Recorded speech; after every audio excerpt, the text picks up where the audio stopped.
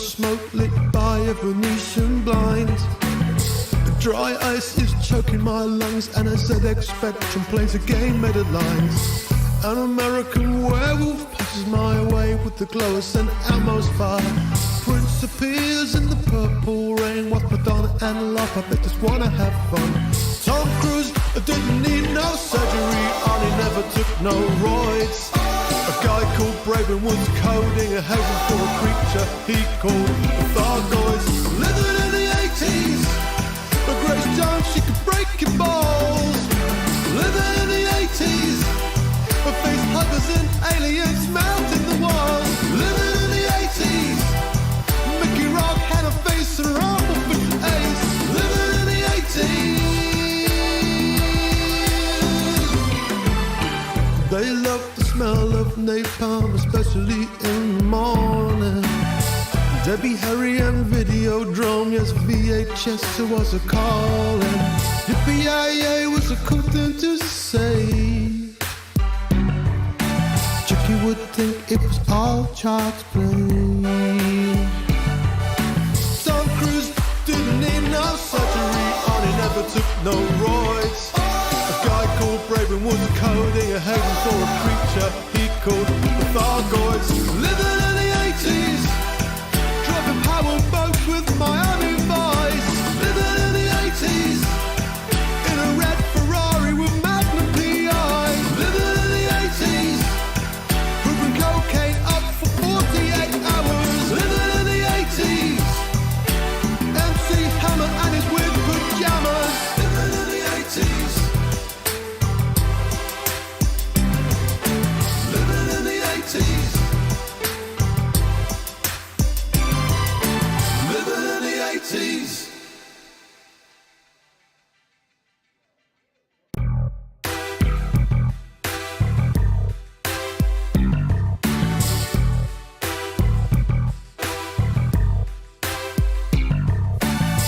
I awake to Marlboro smoke lit by a Venetian blind. The dry ice is choking my lungs, and a ZX Spectrum plays a game made of lines. An American werewolf passes my way with the glow of St. Elmo's fire. Prince appears in the purple rain, watch Madonna and laugh, I bet just wanna have fun. Tom Cruise didn't need no surgery, and he never took no roids.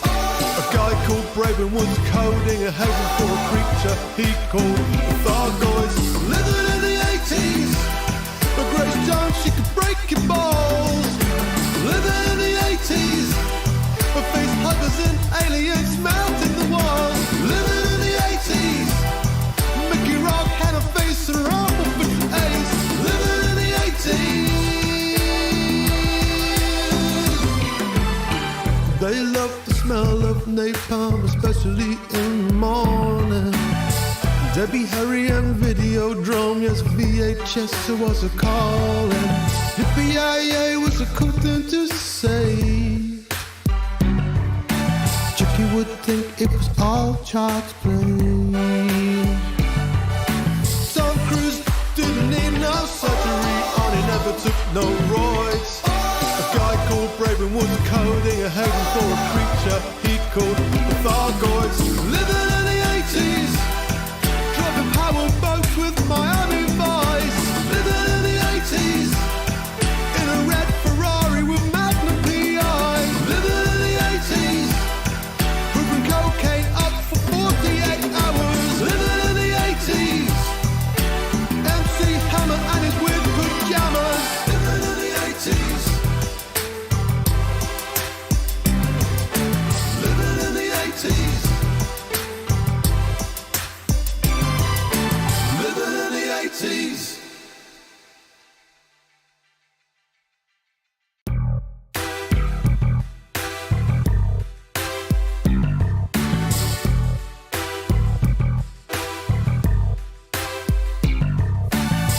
I awake to Marlboro smoke lit by a Venetian blind. The dry ice is choking my lungs, and a ZX Spectrum plays a game made of lines. We're alive here on the Dangus. Welcome to Elite Dangus, the movie, the stream, the whatever this is. Anyway, how you guys doing today? It's a lovely Space Saturday. We're joined with Phil Barnes in the chat. How you doing, Phil? Good evening. Hello. I'm fine. How are you? You just went to a Viking event. Is that right? That's right. Yeah, we do it on the summers here in Sweden. Dress up all with wool and linen and fur and just drink meat and stuff. That's awesome. I just got Valheim last night. How'd you like it? I only played for about 20 minutes. It was pretty neat. I enjoy chopping down trees, and that's about all I was able to do. I chased around a deer for a little bit, but it's a very pretty game, very serene. I enjoy it. I saw you built a base. I didn't get into base building yet. Yeah, a couple of bases, yeah. Yeah, it seems like a neat little game. I think it'll be a fun little distraction for those days in between when you get sick of Elite. But yeah, anyway, what are we doing here today? So there's this whole Salvation CG going on. If you haven't been following the Azimuth storyline, you haven't been in Elite. Because that's all that basically is going on right now. Is Salvation is warming up his big mega super weapon in a permit lock system. I believe it's the one where Fort Ashy is. And he's going to blow up the Goids, or so he says. The reality is it's probably going to backfire. He's going to die. The bubble's going to burn. I mean, let's get real. It's probably where it's going, right? I don't know. What are your theories, Phil? Do you think Salvation's weapon will be successful? Well, two possibilities. Either, like you say, the bubble will burn and we'll have more just AX combats, or it is successful, but I mean, they won't eliminate AX combat from the game, so they would have to do it in some other location, like some cold 70 sector or whatever. Well, this is it, right? It's like they're not going to remove the Thargoids from the game and be like, "Yep, sorry, Thargoid storyline's done. Humanity won." Like this is not going to happen. So it's going to go wrong. It's just like, okay, what's going to result in this? Are the Thargoids going to get more angry? Is that where they start the ground invasions? Who knows, right? From the last Frontier stream, there was some interesting, the developer was kind of talking about, yeah, there's something interesting around the corner that we're all really excited about, which is what they say every stream, but I don't know. I have a feeling that something big is coming. And by the way, how you doing, Luton Budman? And I know Dark Heavy's lurking there in the chat, too. Doing inf missions in Bologna's, our intelligentsia. Hope you guys are having a good day. So basically what's going on right now is there's this urgent request for supplies in HIP 22460, which we're going to be going to. And I'm already in the top 75%, but I want to secure it. Why? Because the top 25% was to receive an Azimuth Rebellion paint job for the Crate Mark II, the Eagle, and the Fertile Lance. And I don't have a Fertile Lance yet, and I certainly don't have any skins for it, so I'm gunning for that Fertile Lance skin. That's what I want. I think that'll look cool. But on the other hand, Azimuth Biotech is a sinister, secretive organization that has been around for 500 years. Invented the mycoid virus.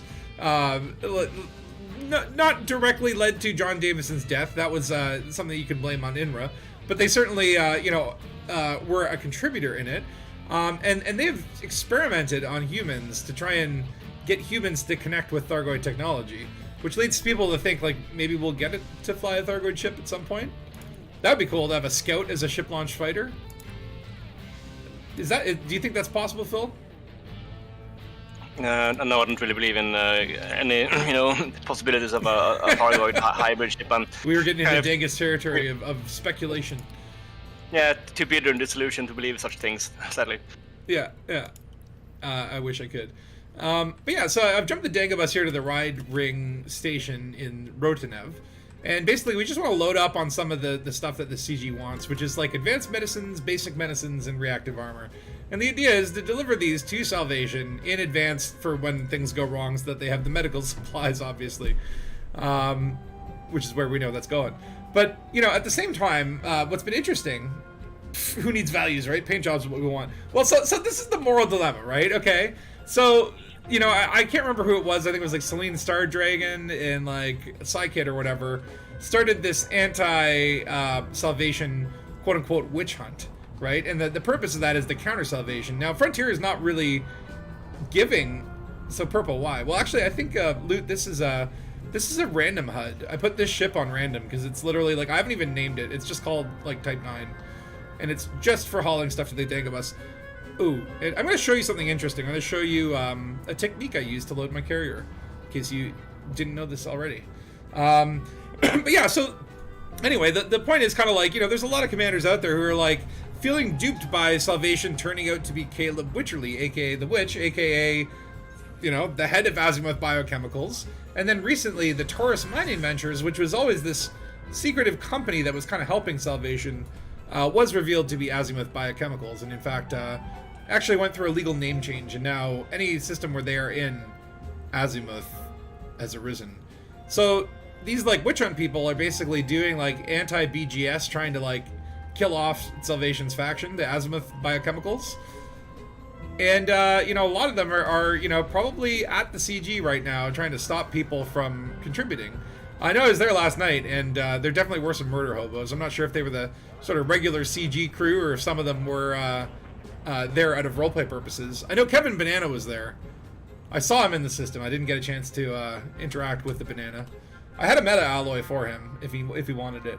Maybe we'll see him today. Who knows? Burn the witch. Well, I know, right? Well, that's the thing. It's like, okay, like, I am not anti-Thargoid by any means. I kind of like, I think it's cool. Just give them their space, we'll have our space. Every once in a while, we can go poke them with a stick. That kind of relationship would be cool. But at the same token, I kind of want to see where this goes. And I really want that skin. So I figure what we'll do is we'll start by bringing some cargo to aid the CG to secure myself that skin. And then after that, if there are some murder hobos around, we can try to kill the people that are trying to stop people from delivering medicines to the evil person who's trying to kill the Thargoids.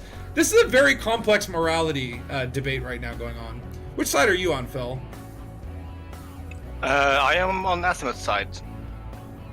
On Azimuth's side, interesting. So you want the Thargoids dead and gone, or are you just kind of like, I want to see where this goes? Well, kind of both. Like, for me, it's the rational choice. Like, he has really good tools for killing the Thargoids. To deny those would lead to a lot more human deaths, because it would, we will struggle with the fight with the Thargoids, and thus more stations will get attacked and destroyed. True. Yeah, he's a jerk, but he can. He's the last best hope for humanity. Prevent a lot of deaths. Yeah. Sometimes we have to make dark decisions to survive, right? So that's the thing. I can see that perspective, and then on the other perspective, it's like, okay, this guy clearly lied to us. He was like masquerading around secretively. He's done human experiments, and then you got to think like, okay, is that what it takes to defeat this evil alien menace? But are they really evil? So there's obviously two sides of the coin. I'm kind of like firmly in the middle, where I just want skins and money and fun. So I think to balance the moral scales, after I've delivered some trade CG, maybe we can try and stop some other people from delivering their cargo. But instead of, the traditional just shoot them until they die, we can try negotiation. Just have them dump their cargo, and then maybe scoop it up ourselves and deliver it to the CG to secure our skins. We'll see what happens. It'll really depend on, I guess, who's there and open. It always does. So, okay, you may be wondering, why the heck did I get out of my ship on this carrier? Don't you need to deliver more advanced medicines? Well, let me show you a secret trick. These escape pods will bring you back to the station that you were just at. Because I can make that return journey like this. And watch what I do. This will help you save time when you're loading your carrier. I love that little sound of, ka-chung. It's your, pod being fired into space. I do kind of wonder, how does this happen near instantaneously, right? They never rationally explain what's going on with escape pods. The only logical explanation is that we are Holomies. Alright, so I'm going to go to Roger Sparks here. And you'll see that I actually have another ship, another Type 9, already here. Now, it's going to say, your ship cannot be stored with cargo in your hold. That's because there's a glitch. So I'm actually going to have to log out and log back in. This is the dumb part. This is the glitchy part. You're gonna have to send me a wing invite again, Bill. When I log in, it will be cleansed. But yeah, there's some sort of issue where if you're putting stuff on carriers, sometimes it just doesn't register it, even though it does, until you relog. Similar to like crimes, right? Like you pay off your fines, you're still wanted, log out, log in, and everything's good. It's bizarre. Alright, so back to Interastra. I love this station. It's very, very neon. Alright, and now we'll just switch over into our other Type 9. Bada bing, bada boom. And now, while that's being prepared, what we can do is then ask our other Type 9 to transfer over here. And it only costs about 20,000 bucks. Nothing, chump change for a billionaire like me. And while we deliver the next load, our other ship will transfer here, and then we can rinse and repeat. You can do that as many times as you want. That was very useful to learn. I wish I'd been able to do that during the Golconda CG, but I didn't have a carrier until after that. How you doing, Zakao? How's your Saturday going? Howdy, partners. Ah! Okay, so I got disoriented there. So racing, FDev announcing something big is coming. Which boy might poke the hive enough to bring out the Thargoid motherships? So, okay, so I was thinking about this, and I'm like, okay, we know there's been some leaks about on-foot Thargoids, right? A model, at least, had been created for them. So you know it's, like, somewhere on the agenda, right? So, okay, we think that there's going to be on-foot Thargoid conflict. But where is that going to happen? Is it going to be at Thargoid sites?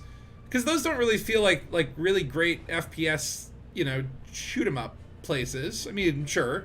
Are they going to be invading settlements? Are you going to see Thargoids descending on planets in dropships and, you know, sort of doing their own little omnipole drops where they drop a bunch of Thargoids onto the ground like a conflict zone? Or, option C, are we potentially going to get like a Thargoid hive ship that we can dock with, and then we have to go out into like a Thargoid base? I think that would be really cool. Similar to like, you know, getting on an Omega ship or whatever. I don't know which one would be easier. I feel like if they did a Thargoid ship, they'd have to come up with a whole new level, right? But then they could just kind of use the textures from the Thargoid bases. In fact, some people speculate that the Thargoid bases are actually crashed motherships and that they're slowly regenerating, ready to launch one day to take over humanity and burn the bubble. I don't know how I feel about that, but I don't know. It's also possible. Like, do you think barnacles eventually grow into Thargoid sites? What about you, Phil? Do you think that's the case? No, I think... Sorry, barnacle sites will stay what they are for all time, really. So it's, you know, backwards compatible and stuff like that. So barnacles are just like corn. You're not going to grow a building out of corn. No, exactly. And like, you know, Horizons users should still be able to access them like they've always been accessible. And people doing the old, you know, quests for or missions for runtime, whatever, can still do them. They probably gonna use some of the permit locked regions to stage stuff like that. And I'm guessing it would be about just settlement based, basically. So they, you know, Thargoid maybe attacked and killed everyone at a settlement, and now you gotta like cleanse the settlement from the Thargoid onwards. And you like, I mean, here's the thing though, they won't go full violence, so we won't see like human limbs, kind of blood on the walls, kind of stuff.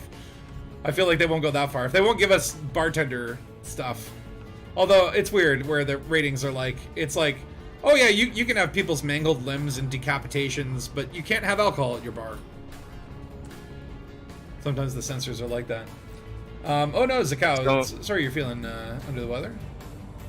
About the fleet carrier, you're not accepting purchases for reactive armor? I've only set up a buy order for, what was it, basic medicines, but I can do that now. I'm just docking in. I've been just using the inventory screen to transfer it.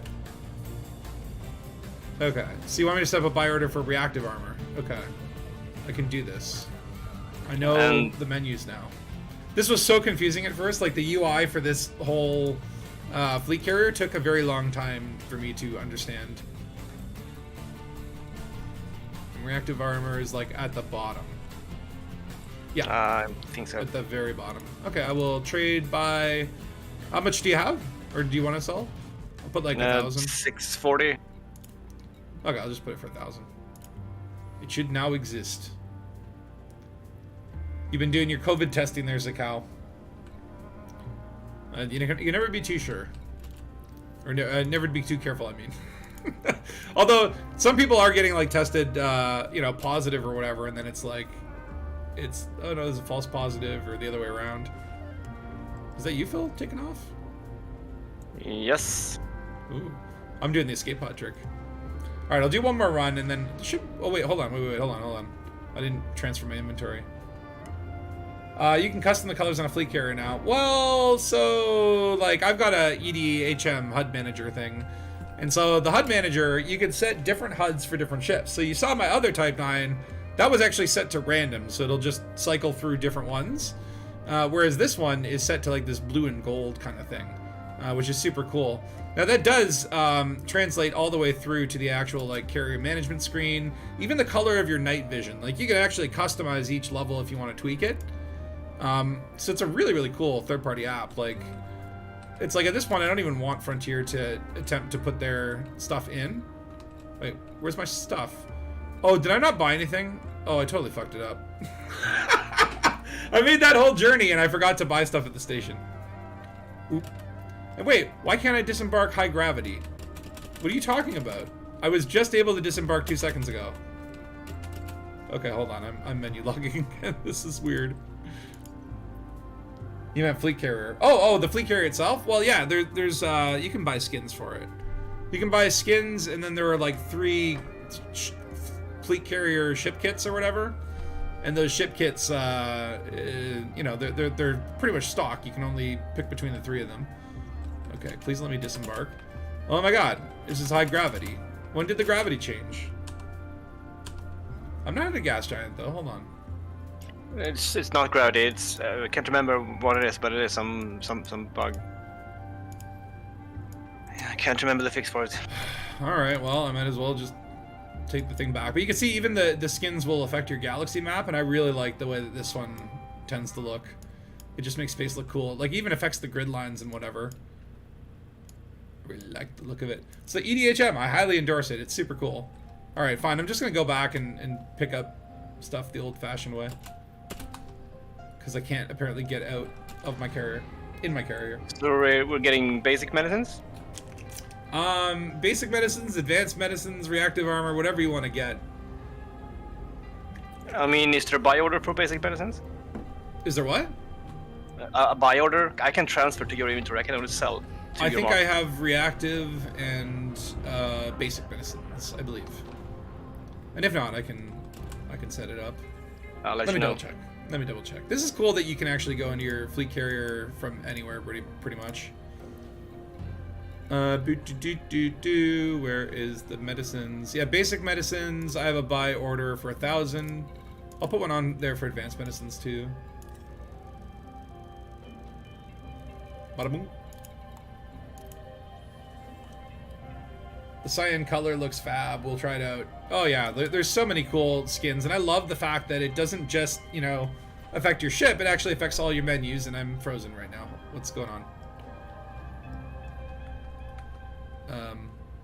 Okay, I'm stuck in carrier management. Bug.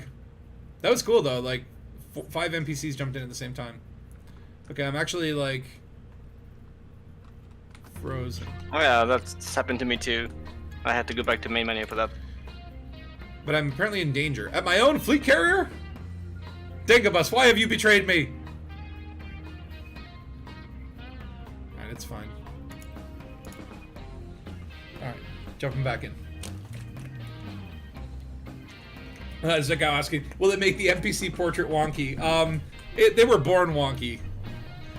It does not make them unwonky. Now, it will do this sometimes. You just have to hit F11 or something. It takes like a second to load.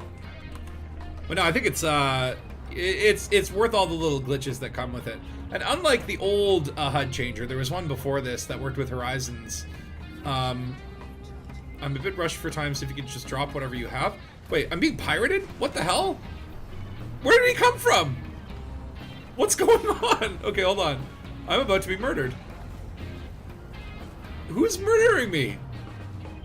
Is it a commander? No, it's like an NPC, but he's got a fighter bay and everything. Oh my god. I'm not getting out of this one. I'm gonna die. I'm at 7% hull. Wow! Okay. I didn't even have anything in my hold, so I don't understand. Or maybe I did. I don't know. That was really bizarre. I just logged in and I was immediately being destroyed by Paul Bowers. In danger on my own fleet carrier called the Dangus. Yeah. Interesting. Well, okay.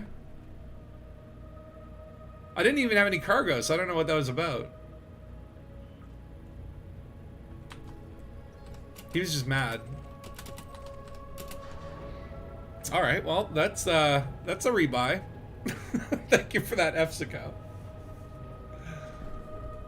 That was like, okay, so this is the thing. Okay, so last night at the CG, even like I put shields on this thing on Turner's Tub here, but in all honesty, you don't really want to worry about shields when you're loading your carrier, except for NPCs. But when you ride in a, you know, fully spec'd out cargo laden, like all I've got is cargo in this Type 9, you're basically asking for it. If you get into trouble, you're dead. And you kind of acknowledge that. That's just sort of the risk that you take to be efficient. And so, you know, I was doing this last night, and I was basically like, okay, switching between like smaller runs in my Python, and no one would mess with me, right? Yeah, my first F. I should have a death counter for this, right? Yeah, exactly. Well, I am flying a Type 9, but like getting a fighter bay, by the time I deploy my fighter, like I'm already dead. If I had armor on this thing and I was kind of speccing it out, then yeah, sure, I could stand and fight. But as it stands, like, this is for loading. But when we get to the other side, and we're actually at the CG, I don't recommend flying a Type 9 with like literally nothing on it. Even that shield will buy you enough time just to like delay your death. You might be able to high wake. Low waking is probably not going to work out. But for that, you know, again, if you do them in smaller runs and you just accept that it's not going to be as efficient, you can then use a Type 7, which is pretty good. I've got my Type 7 all armored up a little bit, or a Python. And the Python actually has the ability to fight back, although it lacks the ship launch fighter. Yeah, you could try the Type 10 as well. It has the same, well, the highest mass lock factor, just like the cutter, so you can always low wake with it. That's true. And you can have a basic shield and 8 shield boosters, and your shield will be okay. Just loaded up with shield boosters. Yeah, I never thought about that. It's Paul again. Don't get stuck.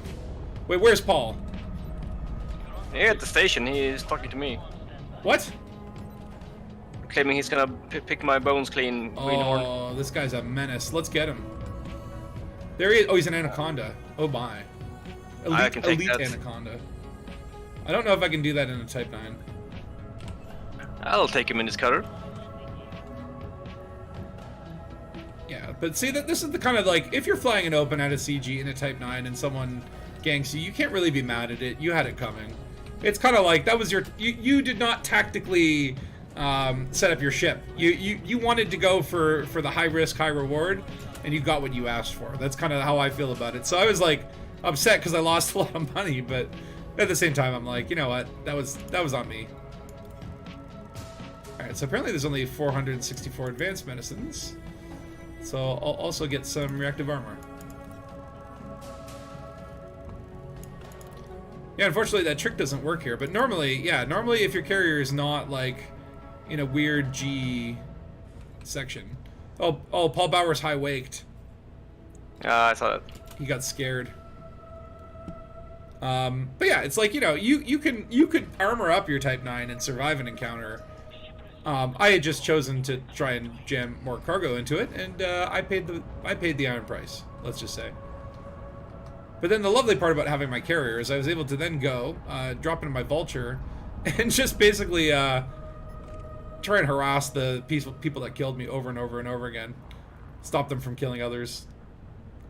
So we'll see. I don't know. I mean, I saw Kevin Banana was out there at the CG. There was the guy who kept killing me was called Stupid Dum Dum, which is like, okay, if you see a name like Stupid Dum Dum, that's a ganker, 100%. I gave him a good run for my money. Run for his money, though. He was in an Anaconda. I was in a Vulture. I didn't end up getting, like, a kill on him, but he kept launching his ship-launched fighter with multi-crew, with a little commander in there. And I kept blowing up his ship-launched fighter. It was fun. So today, if there are gankers there, I will switch into a combat ship and try to at least take up their time. Allow other people to complete their hauling runs. But this becomes the morality issue. Like, is someone murdering someone who's delivering medicine to an evil shady corporation that's trying to commit xenocide. Who's on the who's the moral high ground? I don't know. I'm very confused. So my thought is, well, just make money and kill people and have fun. And see what happens. Will the bubble burn? Now imagine this CG seems to be going actually a lot slower than most of them. It's already been out for a couple days and it's only hit tier 1. But that's because I do assume that many of the community is kind of divided about whether they should be doing this or not. A lot of people are anti-salvation now.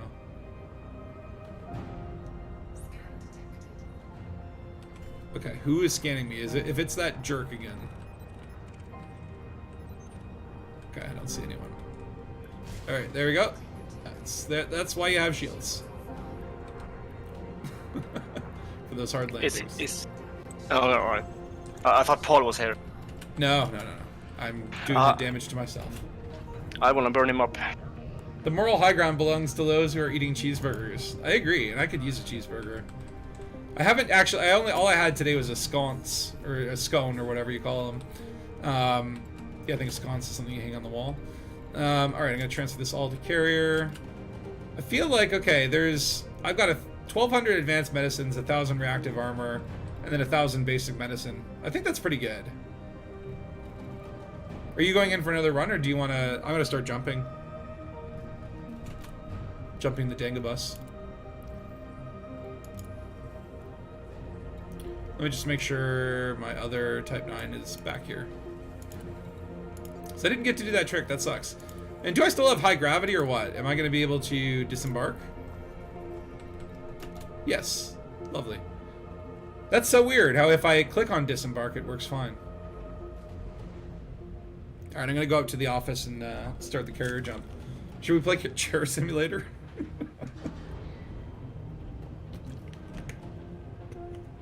Oh, Phil's computer pros. Can't transmit voice. Oh yeah, no worries. Restart your computer. We'll get back to the Dangabus ASAP. Oh yeah, so also I found look at these legs. Look at these thick chunky legs. That's a huge leg. Like look at this compared to me. Where am I? Oh. Look at that. I'm not even the size of one of its toes. Do not want to get under a Type 9 landing gear. Not good. But yeah, so I found something. Always check those Pioneer supplies. I found a level 2 Dominator suit. Pre-installed night vision, which is one that I haven't even had a suit with night vision yet. So I'm super stoked about that.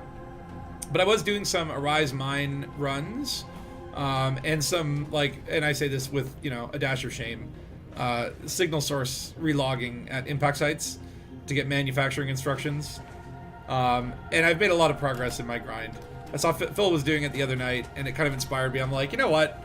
I need to get a move on, get some damn materials, upgrade my damn suits. And so now I have a level 5, oh, what is it? Hold on. Let me just set up this jump. It takes 15 minutes. I am back. Hey, how'd your computer work out? Fine, I think. It is quite unstable. It crashes like daily. I don't know why. Whoa. It is worrying. All right, so I'm gonna program the carrier jump for HIP2 for 22460. Though you cannot go there because it's permit locked. So what would be the next best place? Maybe this system. Though it really depends on the spot. Yeah.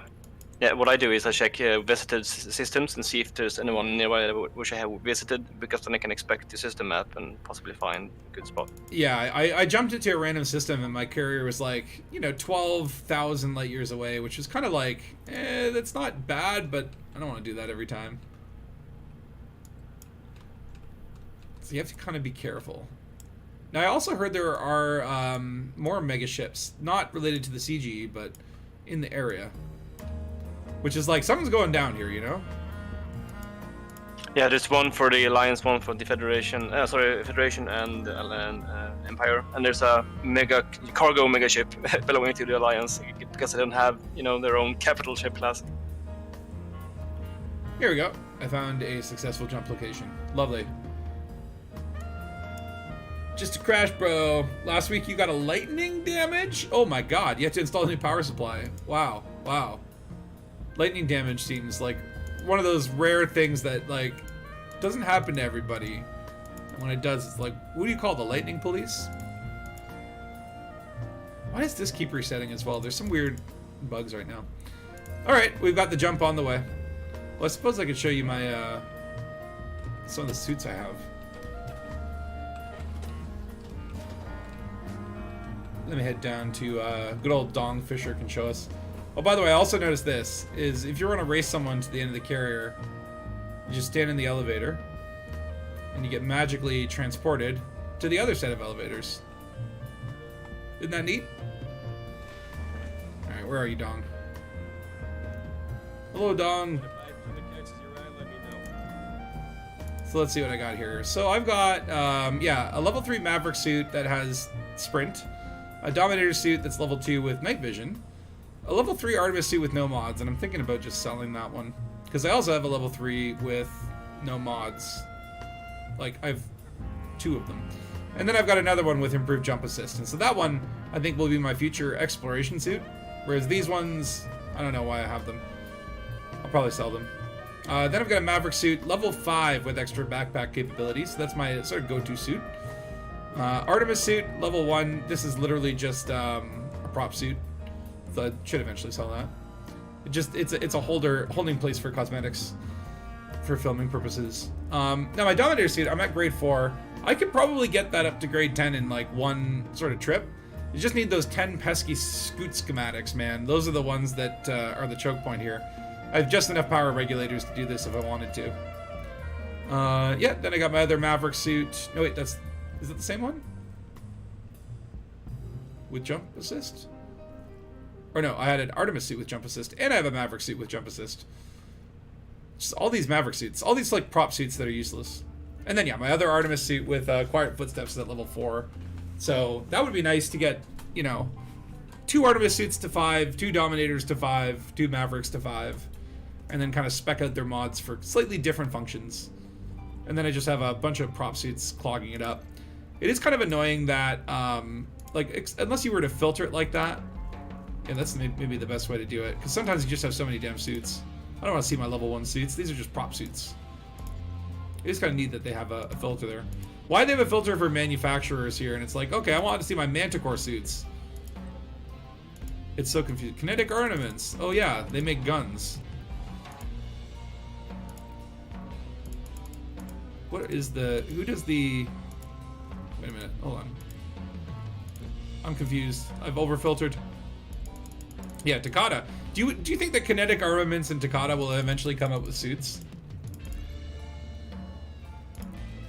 They don't have that already, or no. I don't think there's gonna be any more suit. Maybe like an AX suit in the future, maybe. But oh, that'd be cool. But yeah, so I found a TK Aphelion as well, level 3 with audio masking. That's pretty cool. So like a stealth laser machine gun. Now I could get my shotgun up. I have enough to upgrade it right now to go from level 3 to level 4. I've also got 2 level 5 SMGs, both with the stowed reloading. So that's been a pretty good combo for my Dominator suit for like going Rambo style. One thing that bothers me though is like the pistol here, to upgrade it to level 3 from level 4, it's the exact same cost as it would be to upgrade the machine gun from level 3 to level 4. Like, this is a much bigger gun, but they use the exact same amount of materials for their upgrades. I don't understand why. Donganator. Oh, that would be a great name for the suit. I wish we could rename the suits. Is that going too far, naming your suit? You can at least name your loadouts at this point, but yeah. That's true. Salute. Hello. Phil Barnes on the Dangabus. Let's see. Does this bartender have anything? I just keep going to the bartender every day, hoping to find Maybe there'll be maybe there will be what do you call it? Booze. Oh, I don't want to sell literary fiction. What the hell? I'll do it. Now I heard that there's an exploit here where the bartenders that you need to sell materials to unlock engineers, if you sell it to your own bartender, they actually count, and then you can get the materials back.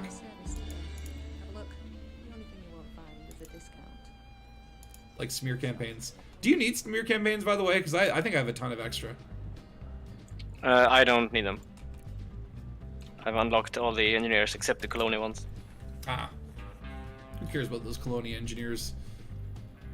Apparently they are super engineers, though. That, like, I guess they're like better than the average engineer because there's less of them. I guess so. There's 3 of them, and you should have to, be able to offer all the upgrades. So you will sell payroll information, but you don't have any. How does that work? Doesn't make any sense. What did I want to do? I want her to buy my smear campaigns, and then I'll set up a sell order for them. And if anyone needs smear campaigns... Whoa.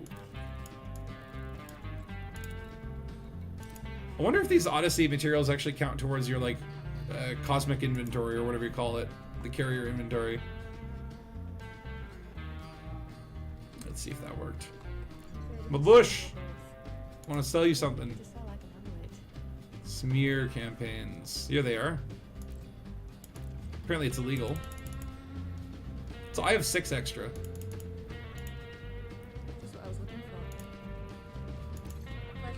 Alright, now I have to go all the way back to the computer and flip it to a buy order, or a sell order. And then anyone can buy their smear campaigns from the Dangus. Still boggles my mind you can buy a ton of personal weapons for 2,924, but you can't just pop open a container and grab what you want. It is a little bizarre, right? You can also access your carrier's management screen from the little wheel there, inside thingy. Oh, that's right, yeah. I forgot about that. Well, I'm already here. Okay, now let me find smear campaigns again. It's like, do you feel like there are maybe too many materials in Elite? Definitely. It feels like there's so many materials that don't get used for anything. Like, cool, it's like flavor, but put them on a sub menu. It's clogging up my my needs. Especially the old school commodities for ship trading. Like, there's so many of them, and there's a lot of them who are just the same profit level. Like, they will cost 100 and give you like approximately 10 in profit. So why have 25 of those materials?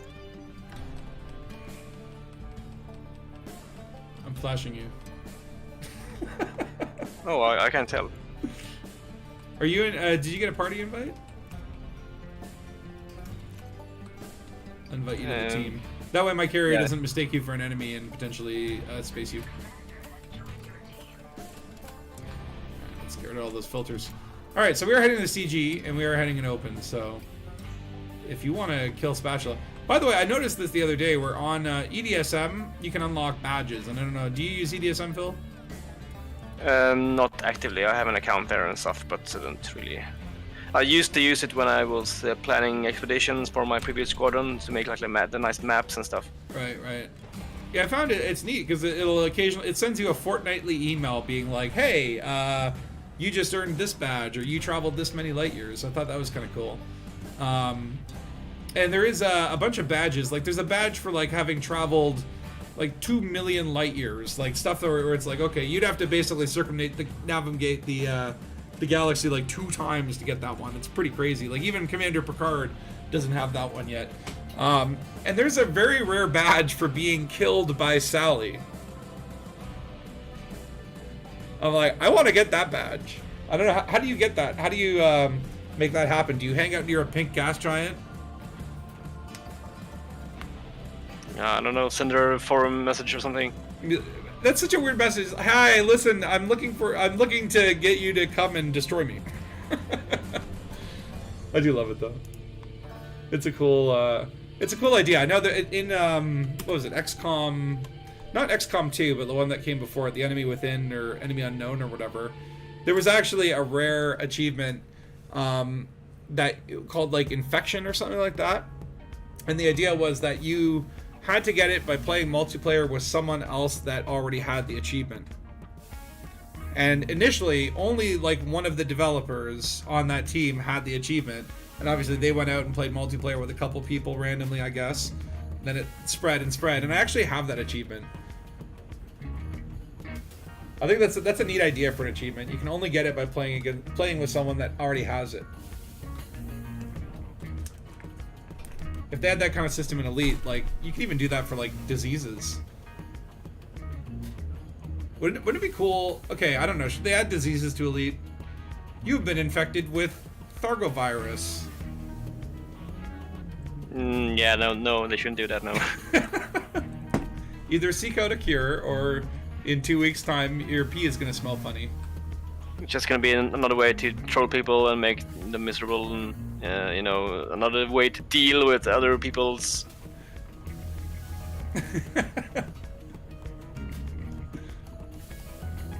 You really just need more quality of life stuff and not the opposite, you know? I think I want to see more ships, I want to see more planets, and I want to see more, like, station variety and stuff. That, to me, is, like, the big things that they could do that would be awesome.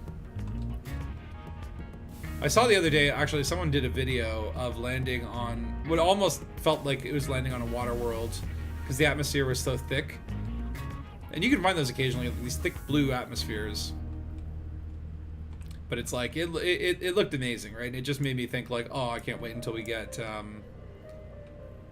actual, like, atmospheric landings. That not, like, the low atmospheres like we have now, but, like, full-on atmospheres. That'd be cool. What do we got? 3 minutes to jump? Let me do some walking. Yeah. Stylish walking.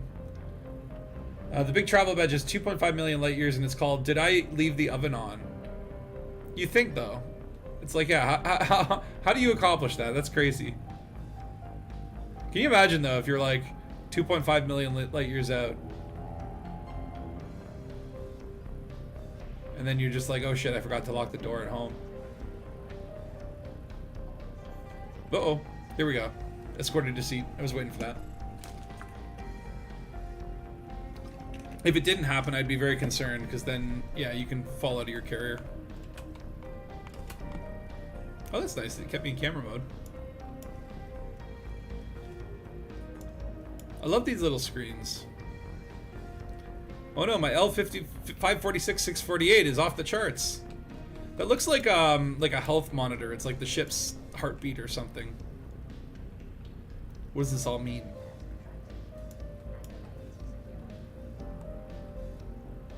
AVSBCG AV.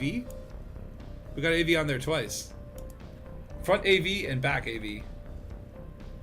I don't know what it all means. 1 minute 52. Yeah, I was actually having fun doing the CG last night. It is like, I don't do that much PvP. But once you start getting into it, it actually was pretty fun. I was severely outclassed, but it was a good learning experience.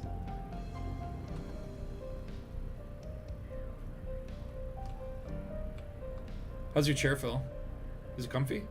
You're actually sitting in it properly for once. Getting lots of sitting points. Kind of. Something's poking through. What is that attached to your thigh? It's like a knee pad, I guess. Oh, the thigh. There's something like, yeah. Is that like you've got a pistol holstered there or something like that? That's like in the chair. We're like 90% able to sit on these chairs properly. That's actually good for once. I give us an A-rated sitting experience. I think it's part of the leg armor thing for the scavenger suit, or possibly the dominator suit.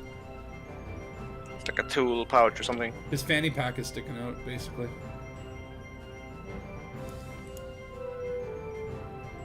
Yeah, this is the pioneer skin for the people who did the pre-orders and the betas.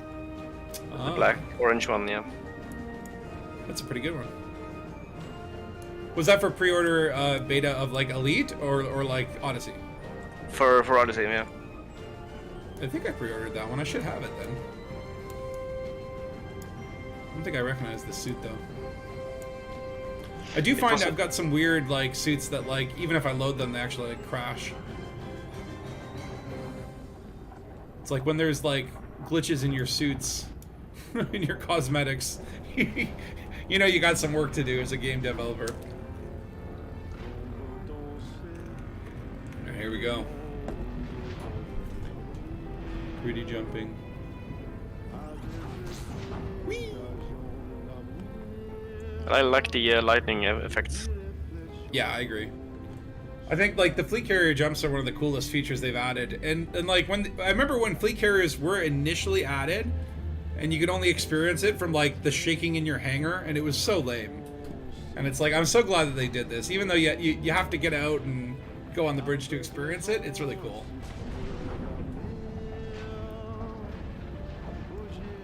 Though sometimes the cloud will disappear very abruptly. Like that. It just like, it's gone and there's the sun. We're here, yay! Alright, so what we're not gonna do is we're not gonna go barreling in an unarmed, unshielded Type 9.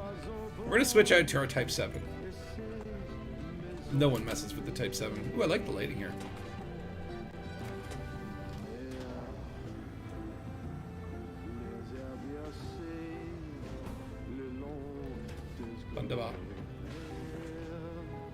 Alright, I might just go to the shipyard here. Use the on fleet carrier shipyard. So let's see, what is good? I think Type 7 is what we want to go with. Could do the Python as well. Might switch to that. Try them differently, but I think the Type 7 has a little bit more cargo space. And so the initial plan here is to try and get just a little more progress in the CG. Wait a minute, hold on. That was not my ship. There we go. Yeah, I was about to go to Phil's ship. I think I still have some medicines on my ship if you want to open a buy order for that, so you get the progression and not me. I'm already top 10%, so. A buy order for what? What do you want me to do? I'll check out which commodity I have, just so I can, you know, leave the stuff here on your carrier. Oh yeah, I doubt we'll leave. Tell you. Look at this beautiful Type 7. Oh, so sleek and shiny. I do really like the Type 7. I'm growing really fond of it. Yeah, we probably won't get everything transferred because we've got like 3,000 goods on the ship. Yeah, I'm probably like, you know, it's like trading is fun for about an hour, and then I'm gonna get my itchy trigger fingers. All right, so let's see here. So what do we want to start with? Do we want to start with advanced medicines? I feel like let's go with a run on basic medicines just because like this is potentially a gankable situation. We won't lose as much. So yeah, 176 at a time. But you know what? It's like if we don't see anyone, maybe we'll take the risk and do that like, you know, full trader Type 9 sort of journey. But like I was doing that last night. I did like 3 runs in a Python, didn't see anyone, and then I'm like, okay, fine, I'm feeling bold. I'll switch to a Type 9, and that's when they got me. And I saw the guy coming too. I just thought I could make it to the station before him. What they were doing was kind of masking their signatures by hiding near planets. And then as soon as I kind of, you know, got midway to the journey, they kind of popped up from the planet and got me. It was actually quite clever. I was impressed. All right, heading over to HIP 22460. Now, one thing that works really well is rather than fiddle around as we get there, pre-select the Heart of Taurus. Actually target the location you want to go. That way you're not spending purchase time in the system. And by the way, one of those planets has been permit locked by Salvation. And apparently there are Thargoid sites down there. So I don't know, what do you think? Do you think that basically like it's a case where those Thargoid bases, like when that planet becomes unpermit locked, there's gonna be something else down there? I think there'll be a place with logs, with lore and story and whatever. Thargoid logs. No, just azimuth logs. Ah, true. I think Fort Ash is also in this system. That could be worth visiting again.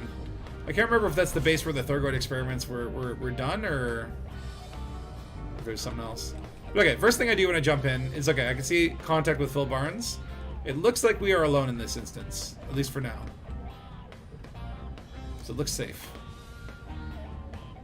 If it's safe this whole time, I'm going to be so disappointed. But yeah, I also have to cut my stream at 5 p.m. EST, so that's like 2 hours from now, 2 hours 10 minutes.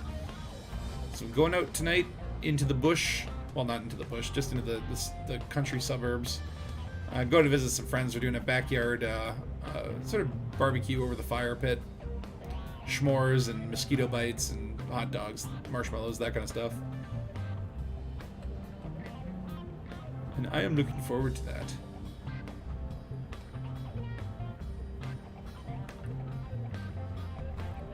Right, still seeing no contacts.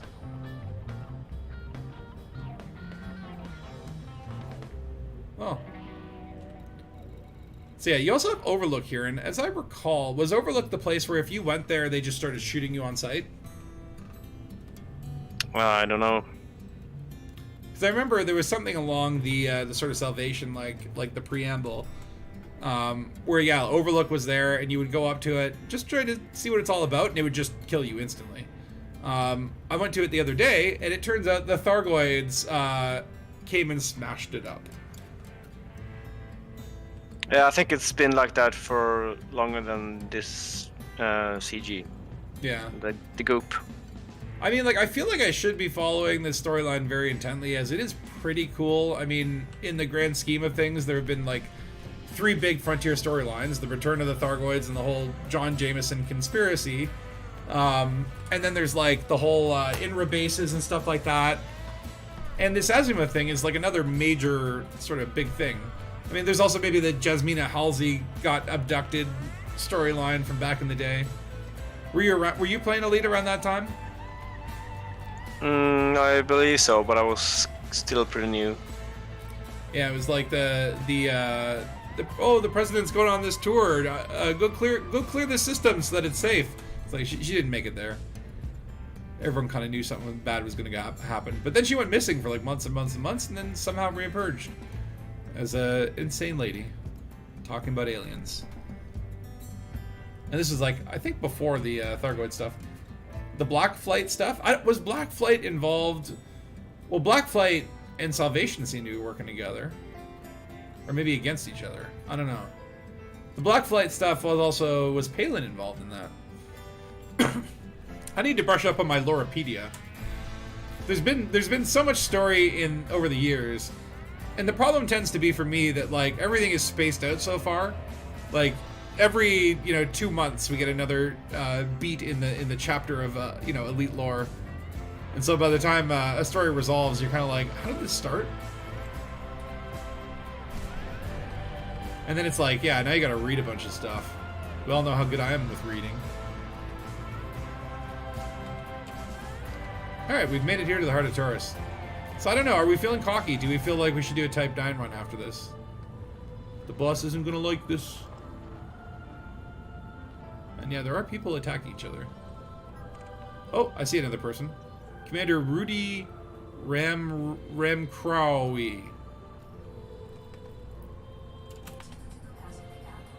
Oops. Okay, where do I dock? Why did my request get denied? Oh no. Are all the pads occupied? Yeah, there's only one large pad, I think, on this ship. And Rudy's blocking it. Rudy!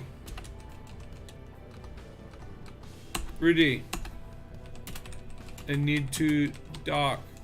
Move. Can I honk at him? I'm gonna have to honk at him. Is he in his ship though? Yeah, he must be because he's up on the pad. I'm gonna just start honking at him like a New York taxi driver.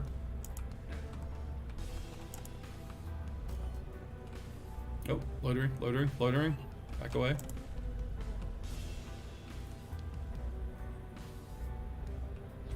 Honk.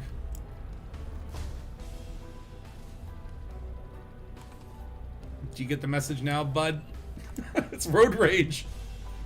0 F's given about morality when you could possibly start something new in ED. I mean, that's the thing, right? It's like, I'm like, I want to see where the Salvation storyline goes. I want to see how the super weapon works. Even if I don't feel like the Goids deserve it. I want to see it because I don't think it's going to work the way that Salvation wants it to work. Now, here's the possibility. This guy, in theory, he could actually be blocking that pad for role-playing purposes. Rudy, Yep. Are you RPing?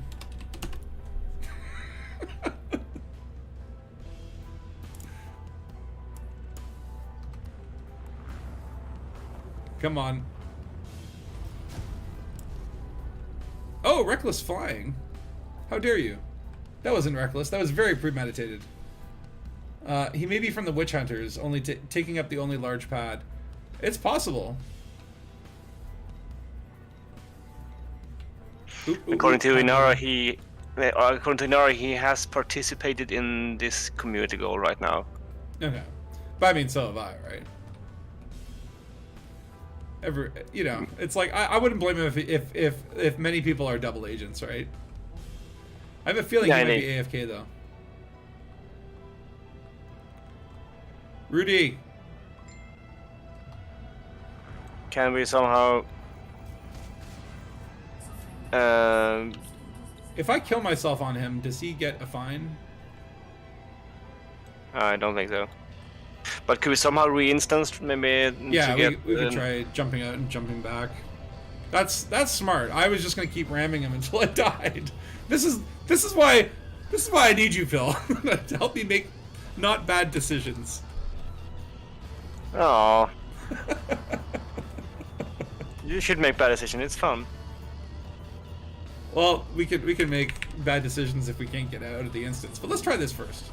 That's why we hired you. This is a good idea. We hired you to make the bad decisions for us.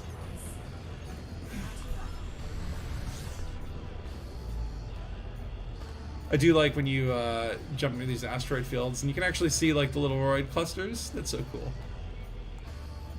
I love rings. Just don't smash into it.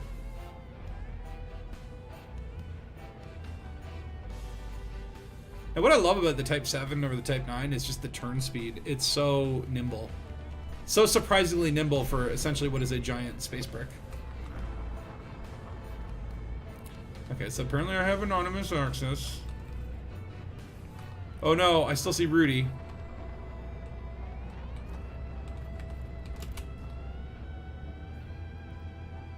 Come on. Rudy!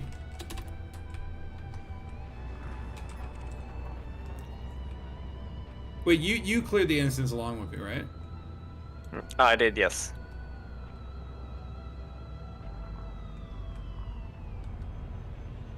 Ugh. He might be a protester, and maybe he like won AFK because he's like, this is not really engaging gameplay to be a pad blocker. Okay, we'll try again. What are the odds, right? Now so this is the unfortunate thing is the Type 7 is a large pad, isn't it? Which doesn't make sense because it feels like a medium ship.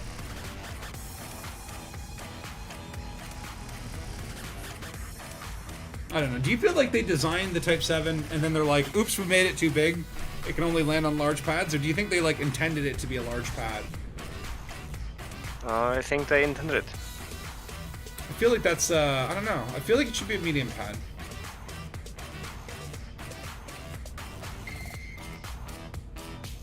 Because like, as a medium ship, it's great. As a large ship, it's not really great. It's basically a, well, it can transport about the same amount as a Python, but the trade-off, it's very cheap.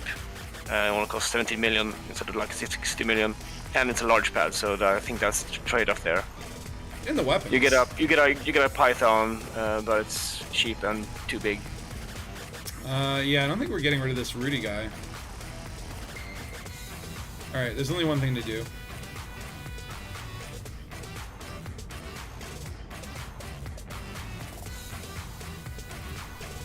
And what's that? Rudy, are you playing? What is that? Well, I'm gonna have to teach him a lesson. Maybe are you gonna burn him up? Maybe if I can break through on a guttural, instinctual level.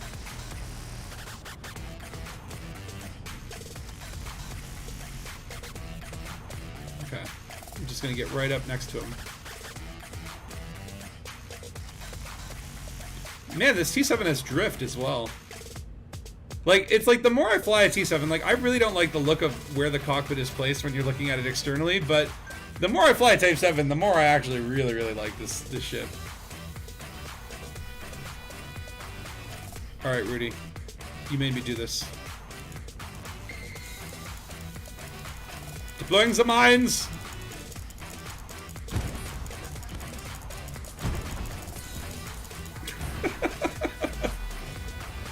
That'll teach him.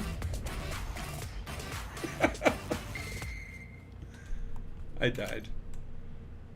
Oh wait, did I just get like bounties? Probably. No fire zone. Uh-oh. Reason for assault, self-defense.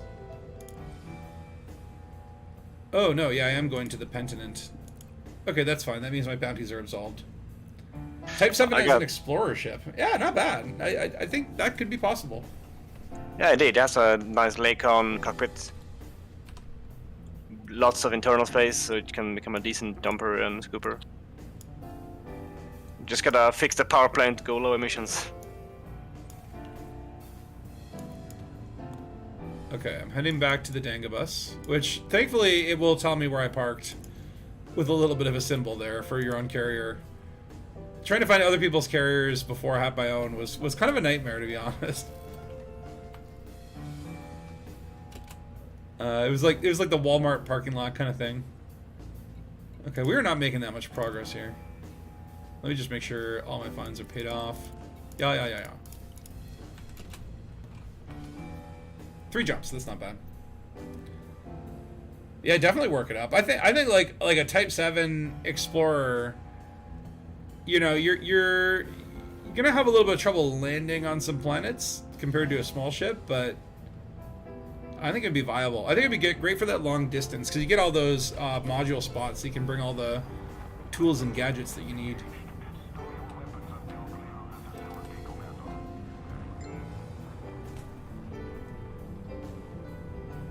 Sorry, just let me check my phone 1 second. Apologies.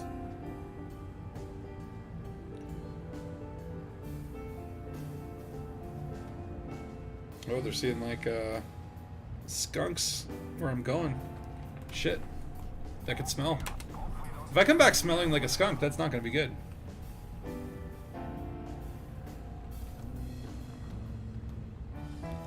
That's where you need to get tomato juice to bathe in. And you can make yourself a nice Caesar while you're at it, or a Bloody Mary, I guess. I wouldn't want to take a bath in Clamato juice.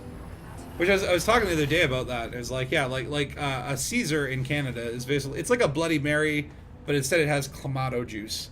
And what is Clamato juice? It's clam and tomato. Why does that feel so wrong? Like the seafood? Yeah, clam juice and tomato juice. It sounds disgusting.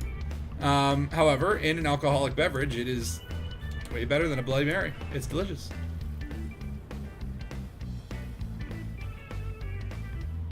I love when you hop into a system that it's like random and you see like a whole bunch of people talking in the system chat. You can like spy on them. These guys are talking about, do you guys think I will find a planet that's half blue, half black?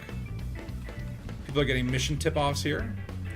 All I know is that mission tip-off text thing made me get allied with the Dark Wheel and start grinding missions in the bubble with related factions. It's like, you could stumble on people having like a secret conversation about Raxla.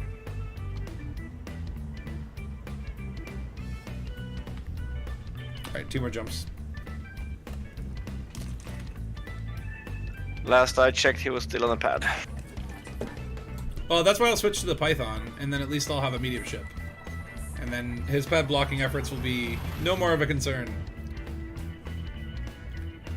How would you, if Never. you're in game design, Phil? You've dabbled in this. How would you solve the problem of pad blocking? What is the balance that you can restore to the Force to stop pad blocking from being a valid tactic without ruining everything? Probably do something about instance creation, or so that you can have a sort of control over which instance you get into, or it randomizes a little bit which instance you get to, because now we're guaranteed getting into the same instance every time, and that's why he can do this. So like the fix is like create multiverses. Yeah, you're gonna have like the instances will be created and they're destroyed, and you'll have like set parameters of how many instances should be created and what is the criteria for an instance being created or destroyed, and maybe look those numbers over to make sure that there's a bigger variety in the number of instances that players end up in. Like in theory, I could just go to solo mode, problem solved, right? Yeah, that's the way they have solved this. Yeah, after. Okay, where is the Dangabus? I was hoping to try more Type 7, but yeah, if this guy's blocking the pad, I think the Python is the right mix. Pad blocking, a timer. See, that's okay. That's what I was thinking. I'm like, okay, what if you had like you have to go down into the hangar, and when you're down in the hangar, then it just like shuffles your chip off to the side, someone else can land on it, right? And maybe it's limited how long you can stay on the surface. But then it's like, can you imagine docking with a mega ship, forgetting to go down, and then it blows you up? Like, I guess it would just be a timer that like forces you to go down. I assume that's how it would work. And then maybe during that period where you're going down, that's the window where other people can dock, right?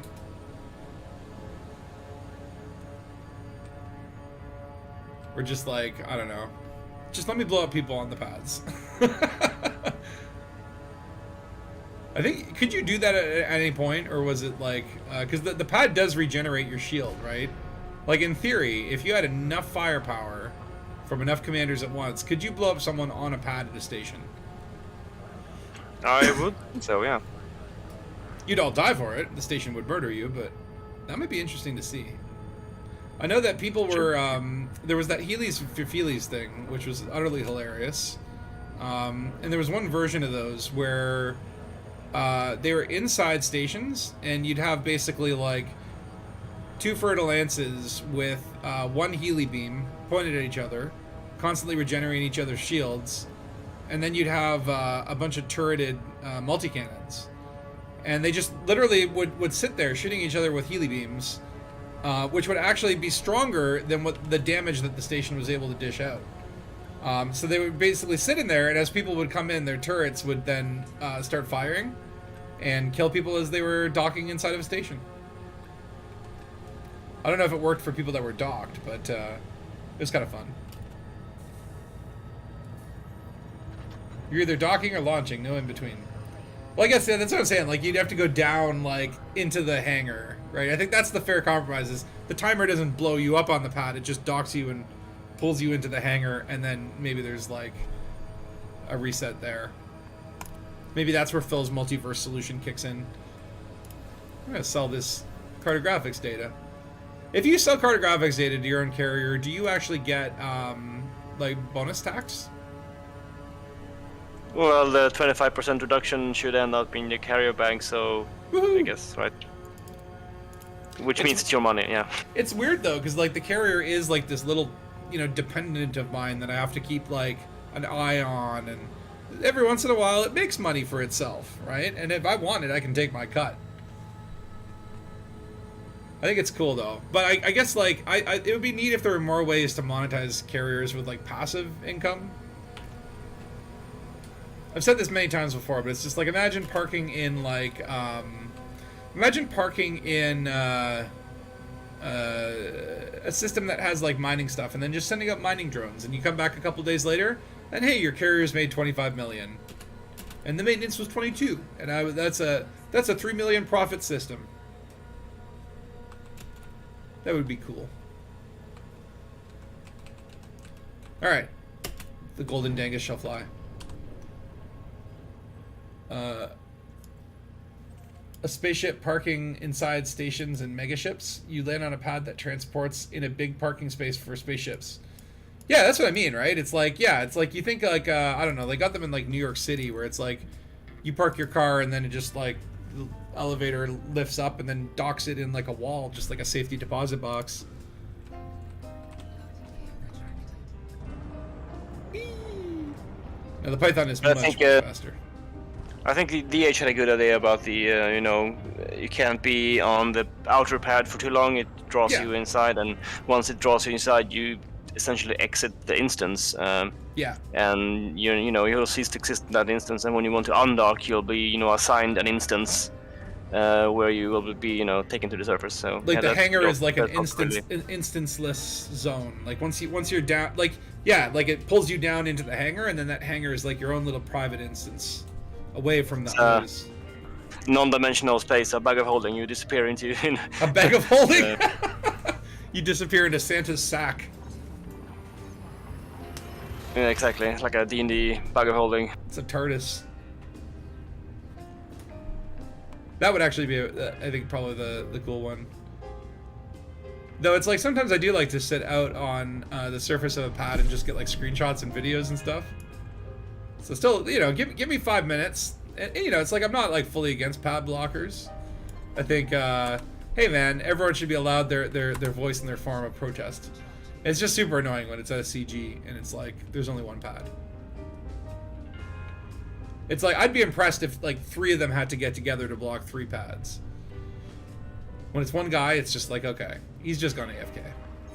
If he was sitting there also like honking and mouthing off to people and role-playing in the chat, I wouldn't be bothered with it either. But it's like, it's either gankers, murder hobos, pad blockers. These CGs just bring out the weirdos, right? Like me. Alright, let's check the instance. Just Phil Barnes here. All good. This is where it's like, yeah, my instinct would be to, oh, if we're not getting any murder hobos right here, I should really be switching to my Type 9, but nope. Pad blocker.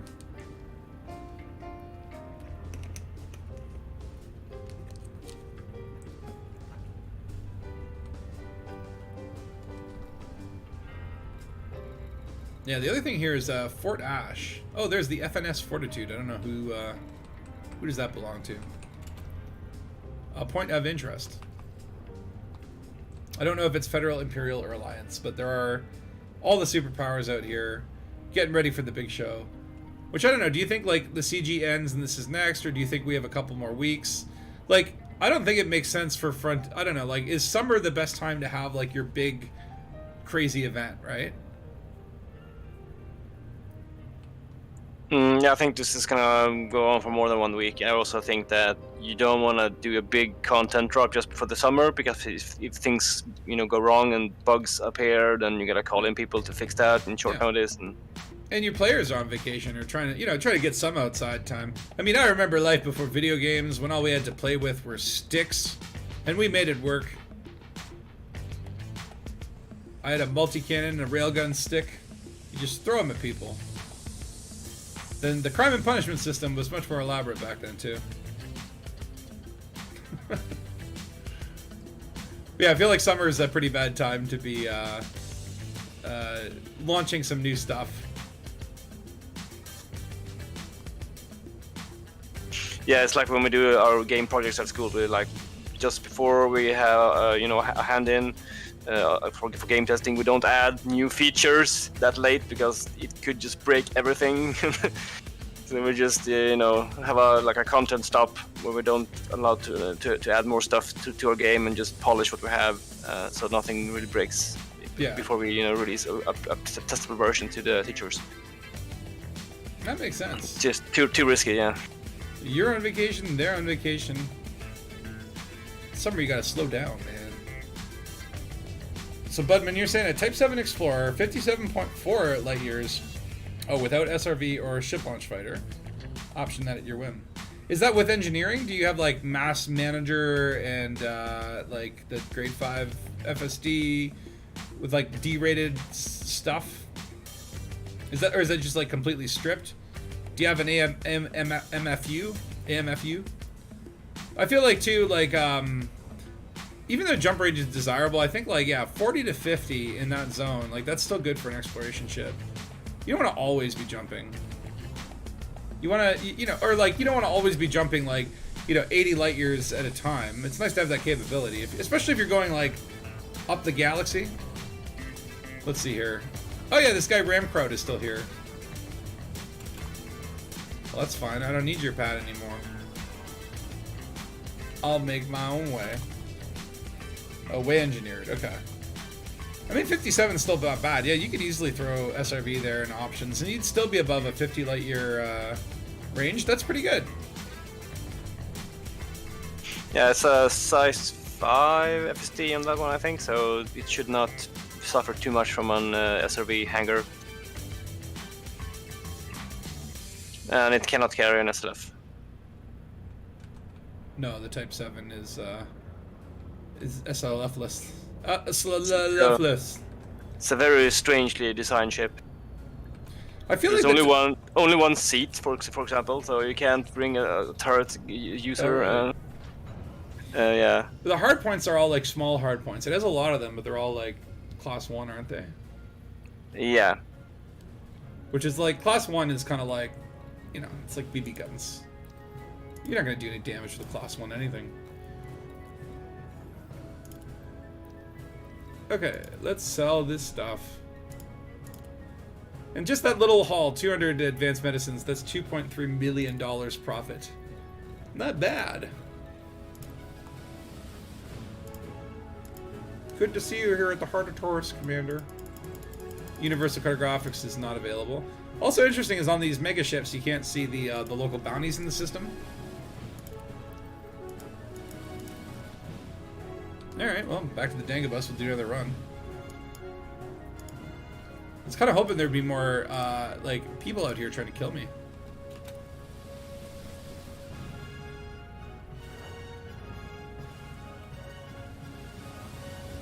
I wonder if this guy's here, and he's kept the instance open, do you think I'll be able to find the pieces of my Type 9? Or Type 7?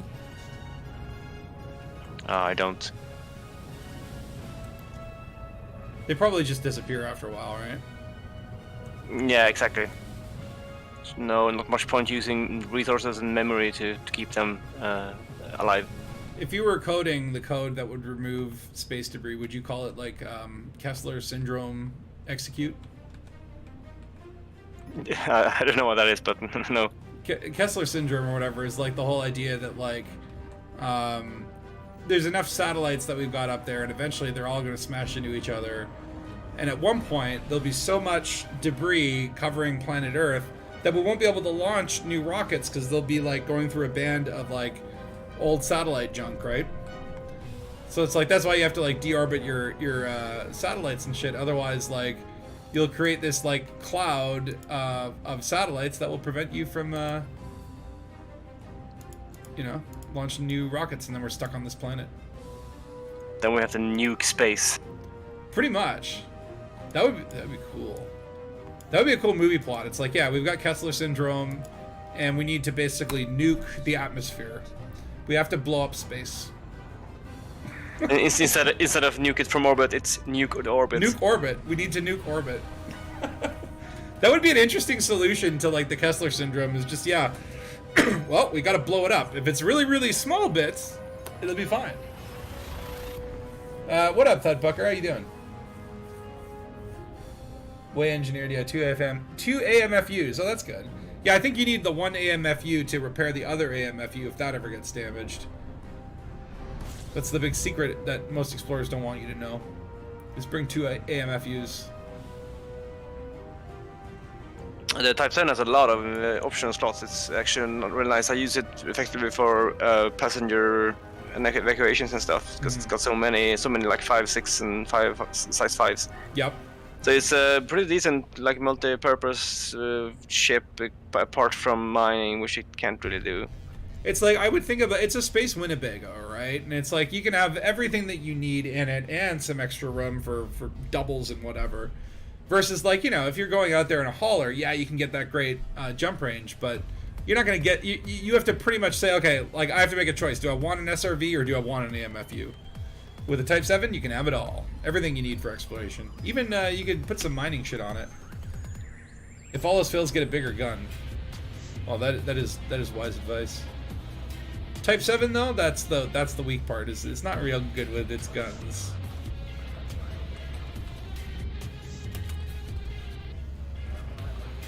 I really want to switch to a bigger ship, but Senior Pod Blocker is there.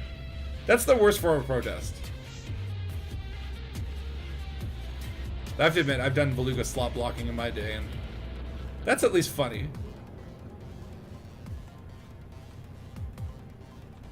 Uh-oh. I forget about how much drift the Python has. It's a big, heavy ship. It's pretty stable. Maybe I'm just a bad pilot. Just let me live in my fantasy, Phil. I'm the best pilot in the universe. This ship just has too much drift. It's the engineer's fault. They haven't designed it so that I could drive good. Just wait until you get a cutter, and we'll talk drift. Oh boy. Alright, I guess I'll do half reactive armor, half advanced medicines this time. Just spice it up.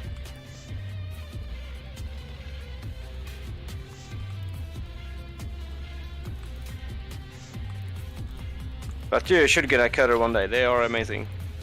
Well, now I have the money to do it. The problem with the cutter is I still need to do the precious rank grind. Yeah. Which I don't know, is the Imperial one, like I know some of them are easier to get. Like is the Imperial one, can you do that at like South of Seos or something like that? I don't remember. I think there's some passenger place. Yeah, but maybe the Thargoid will provide. The Far God. The Far God. The rescue missions.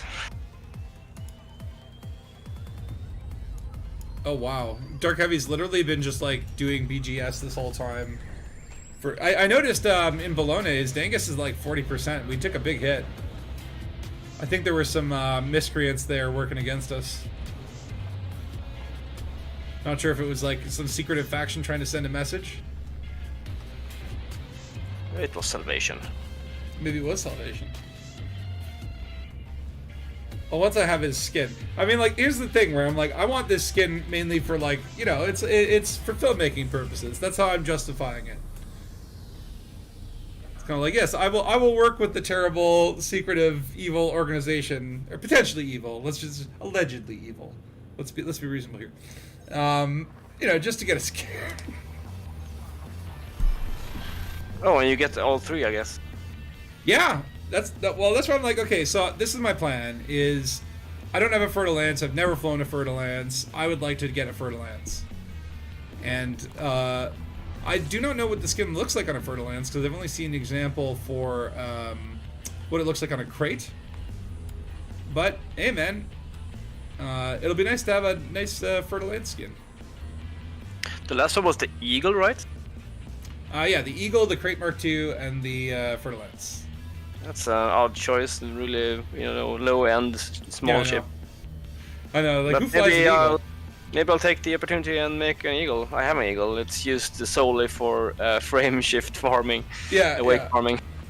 Yeah, well, I mean, like, hey, what else are you going to do with an Eagle? It's not going to be your combat ship. You're not going to fight a Thargoid in an Eagle. I mean, you could, but, you know. I don't know. I've got enough Eagle skins. The only one I'm really excited about is the Fer-de-Lance, and I won't probably wear it on my crate because my crate has like the cool. I've got either the Frontier skin for my Phantom, and then I've got the LaveCon one for my Mark II. Hey, what up, Jason? How you doing? Oh, you're on your lunch. That makes me hungry.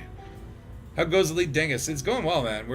I thought we were gonna get a lot more resistance to this community goal, because last night I was getting like killed every 5 seconds. But, no. Apparently the murder hobos are sleeping in.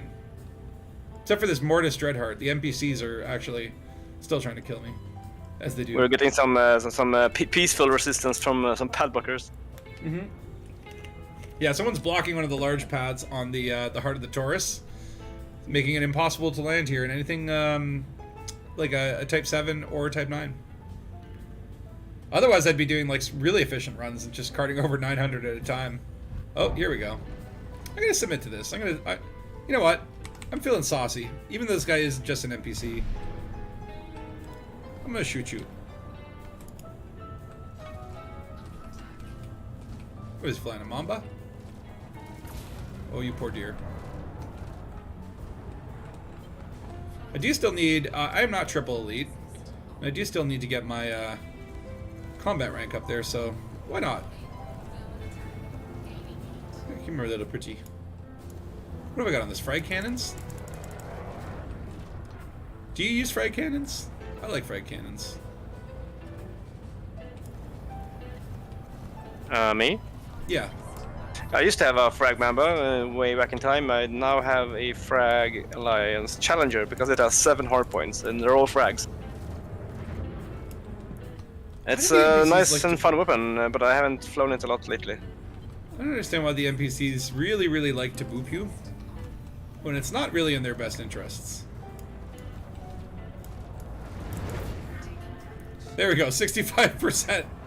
His shields went down and now he's like a piece of paper in the wind. Come here, little buddy.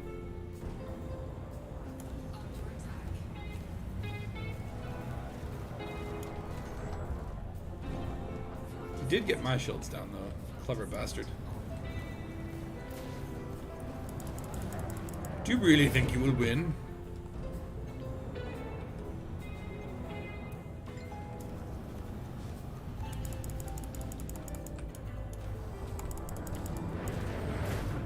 Yep, he wants to have the smashy times. It's like they get desperate and then they're just like, I might as well just like ruin his paint job. Yep, there you go. Bye-bye. Jagged. What was his name? Mortis Dreadheart. $1 million for that. Okay. This guy was apparently very wanted. That's not bad for an NPC bounty. Is there like there is a maximum, like a sort of max to the amount of bounty? I think it's like 3 million. So he was like 3/4 of the max. That's pretty good. All right, nice to do business with you. What is this? In the Audacious Dream. I don't even know what that is. That might be interesting to check out. Yeah, the other thing is, like, I wonder if Frontiers added things to this system. Like, they permit locked one of the planets. Has anything else gone on? Has anything else changed from before? I wish I had a before and after sort of screenshot. Not that I have heard of, but I haven't really, checked all my sources. Yeah. So Jason, you're asking if this is like a Golconda. Yeah, no. It's not a profit CG. So basically the reward for this one is the top 75% will receive these what is it, like Azimuth Biotech Rebellion skins or something. And hey man, I'm always up for exclusive skins that you can only make through CGs, so that's kind of why I'm doing it. It's all about delivering medicines to Salvation as he's about to flip on the switch to his giant Thargoid superpower weapon. Now, of course, like, what he's saying is, oh, this will not just eliminate the Thargoids here, it will eliminate all Thargoids everywhere. All we need to do is lure most of the Thargoids here, and then I'll shoot off this Proteus wave. And it's like, dude, you know that's not going to work. You know that it's going to backfire. Your megaships are all going to get blown up by the Thargoids. And then people will be like, oh, shit, like, Salvation died. Who the hell's going to save us from the Thargoids? Because, like, Aegis is dismantled. And that's when Ramtop will come in and be like, if you can bring me 16,000 million rolls of graphene, I can make a super weapon that we can outfit on an eagle. But only an eagle. Remember the good old days when bounties were 3,000? Yeah, the numbers are hot now, but like we also didn't have the ability to have these giant money things called fleet carriers, so I would rather have more money. I'm happy with my $1 million bounty. Fleet carriers ruined the economy. They didn't. Yeah. It feels better to get $1 million as opposed to like $3,000. Like that wasn't even worth the ammo that I spent outfitting the damn ship. Now I remember they buffed bounty hunting not too long ago, and they buffed it fairly well. Same with exploration. Exploration used to shit the bed, for lack of a better term. And now you can actually make some pretty decent money. Though none of it, all of it pales in comparison to trading, especially when there is like a lucrative Golconda type CG. The irony, of course, is like those trade CGs, they just get me to do trading. And it's funny because like the reward for the Golconda CG was like, oh hey, you're the top 10%. Here's 32 million. It's like, dude, I was making that per second just running the goods. Like most trade CGs, like you make more off the actual trading of the goods than on the community like goal rewards, which I assume is intentional. You gonna get me a new skin when you get home? Yeah, man. I mean, the skins look pretty cool too. If you Google like it's like Azimuth Rebel Elite skin or something like that, someone posted it on a Reddit thread. I don't know where they got it from because I'm like, where? From the forums, FTF forums. Oh, did FTF actually like post it?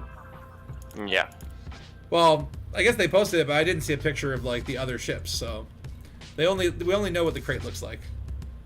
Yeah, I think they only posted that one. I'm curious to know. I definitely, but you know, it'll be cool to have a Fer-de-Lance. I've never had a Fer-de-Lance.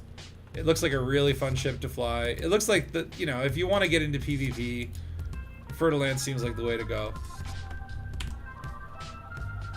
Hey, what up, Breaker Worlds? How you doing? All right, now we head back. I'm loving these, loving the way that the EDHM touches up the galaxy map. Just feels like a different game. I'm just surprised though. I thought there'd be a lot more resistance. I thought there'd be a lot more people out here trying to stop people from participating. And hold on, yeah, Rudy's still on the pad, still blocking the pad. Where is he? Yep, there he is. Rudy Ramkraut, pad blocker. Shame. Shame. Shame. Hey, there's 3 planets here with 7 biologicals on them each. 7 biologicals, wow. Times 3. Oh wow, that's pretty good. I'll go and scout it out. I have nothing to do. Yeah. I don't want to steal your goods and can't land on the... Oh please, I'm not gonna finish delivering all of these. Please do. Secure yourself that community goal, sir. I don't know where I I'm am at. already top 10% already, so it's fine. Oh, sorry. Sorry, I didn't know you were a beluga now. Just letting everyone know I'm in the top 10%. A smooth landing. Who are you and what happened to Spatula? That was, I had my AI flying there. Did I actually land smoothly? I don't know. I was in the zone. Auto dock computer. Yeah, I had the HUD manager disable the auto dock warnings so that no one can actually know my secret.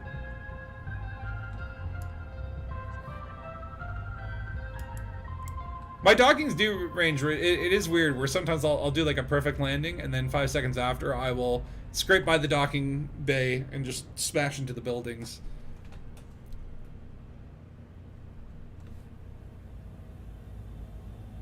Alright, back to the Dangabus.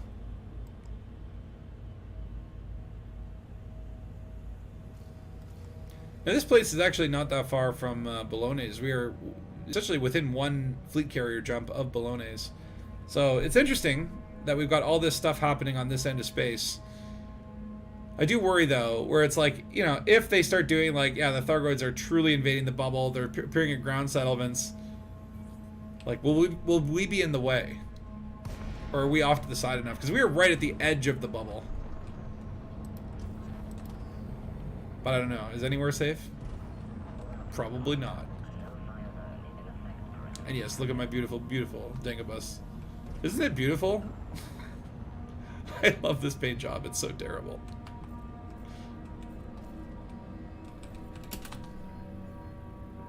Speaking of loving things that are terrible, we rewatched the 1998 TV series movie Merlin. Merlin? If you've seen it, with Sam Neill playing Merlin. Oh no, I have not seen it. I would love to see Sam Neill playing Merlin. Wait, like in the 70s, like when he was young? 1998. Or 98, okay. So this is post Jurassic Park. It is a bad movie, but in a cute kind of way. Okay, I'll have to. It's kind of like I gotta watch that then. I didn't even. Well, I have to watch that. Didn't even know it existed. Yeah, it's like nearly 3 hours because it was originally like a TV miniseries, so it's long. Yeah, I'll do another run of just pure advanced medicines. I feel like, yeah, like if I could just get rid of that stupid pad blocker. Like, he's there every single time. We're connected somehow.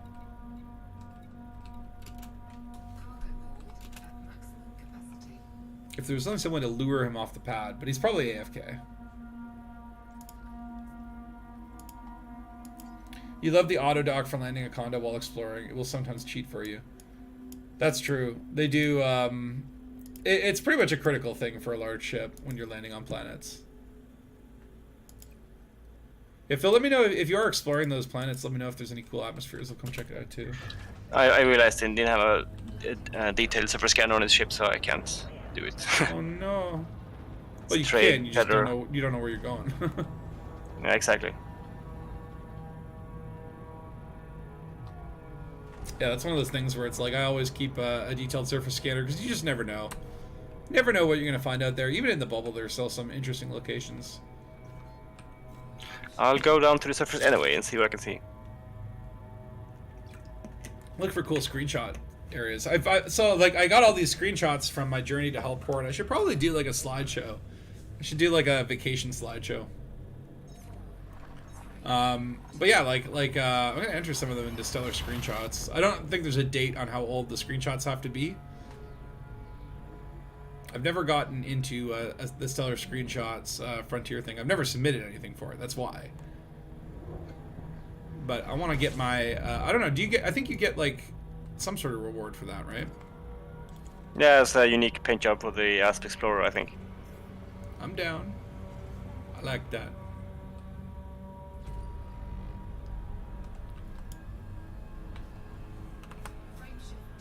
It's amazing. It's actually 2 jumps away.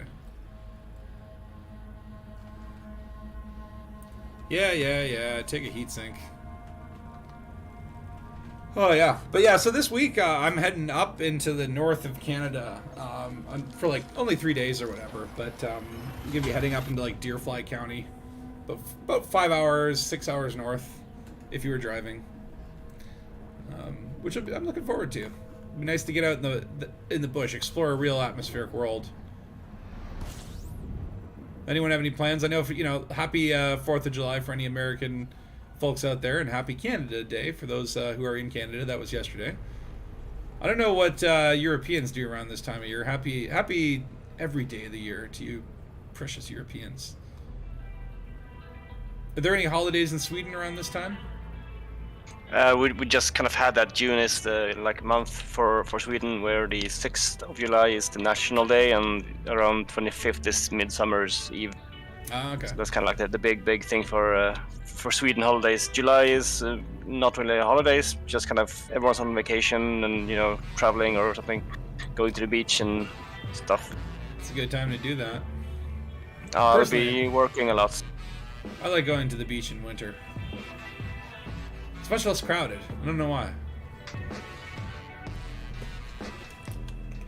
But yeah, I have a week off work next week, so it's actually like my vacation. So I'm like, I might even do a stream when I get back on a weekday. Because I leave the Monday evening, and I'm back like Thursday in midday. So I might do like I don't know, depending on how it goes. I might do like a Thursday evening stream, maybe a Friday one, maybe a Monday one. Who knows? If I do weekday streams, that will be on my Twitch channel, though. That is where I will put some time and attention into that little Twitch thing on the side that I do. That's the way I look at it. I'll do my Saturday streams on YouTube, and then anything else will go on Twitch. And it'll be yeah, you gotta snag those achievements. Well, I actually got to affiliate or whatever on Twitch. Like, I got the first level up, and like the next level up, it's like way far. But yeah, they do have achievements on top of that where it's like, yeah, like get this many people to chat in your comments. It's like, oh, that's neat, little gamification. Make it feel like a video game. Kind of makes sense for a video game streaming platform. I guess Twitch has branched out. I was like looking at different categories. It's like people just do like just chatting streams. Like, hey, let's just hang out. People do arts and crafts streams or like music streams and stuff like that. It's pretty cool.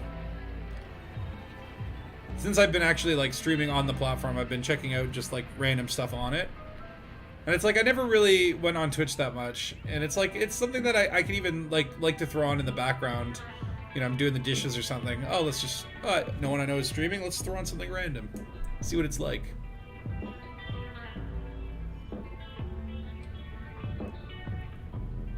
Alright, coming in the heart of tourists. Wow, this place is like a ghost town. I really, like, honestly, if this dude was, like, not pad blocking, I would just be lapping this up with Type 9s. We Dutch don't celebrate. In Dutch, my work doesn't give me off on official holidays. Sad me. Aw, that sucks. Should be able to get official holidays off. Although I guess it really does depend if, you know, if you're in, like, food service or if you're in, like you know, like a ambulance driver or something like that. There are those exceptions. Smashing a little bit far away. Oh wait, I don't have contact with Rudy yet. I might just not be close enough to the heart of the Taurus.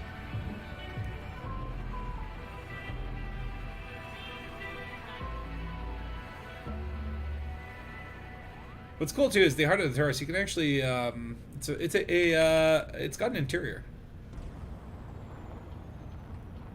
The megaships you can now actually get off on, and I think they have way better concourses than the fleet carriers. Like, I'm a little bit upset that, like, I don't have a bar with a cool blue spinny fan. I know I have that in my hallway, but I want that in the bar. To me, it's kind of mind-boggling that they don't have, like, a small team at Frontier just working on, like, sellable cosmetics. Like, 100%, I would spend money if I could buy, you know, like, change the look of my bar, turn it into like a, you know, 90s industrial goth club or something like that. Oh my god, this thing is so far away. Should we go flight assist off through the asteroids?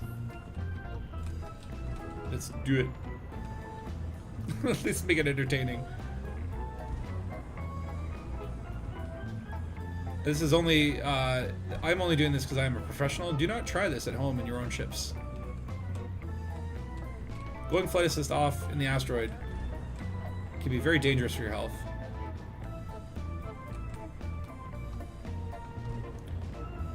For your health.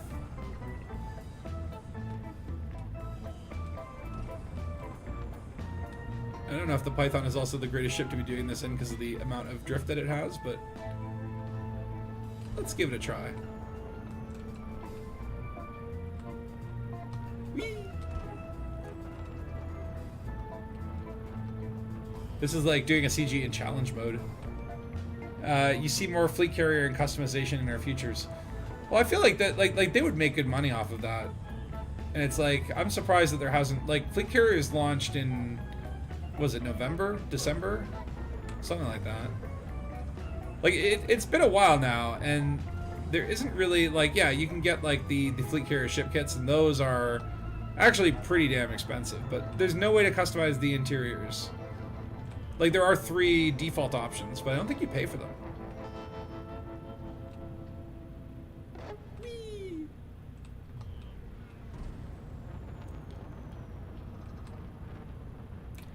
This is a good way to practice your flight assist off flying. Though, technically in combat it's going to be a little bit different, because you're not necessarily going to be... Oh. Oops. Excuse me, ma'am. You're not necessarily going to be going in the same direction. Ooh, that was close.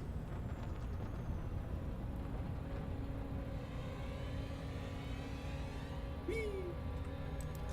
This is actually kind of exhilarating. Whoa.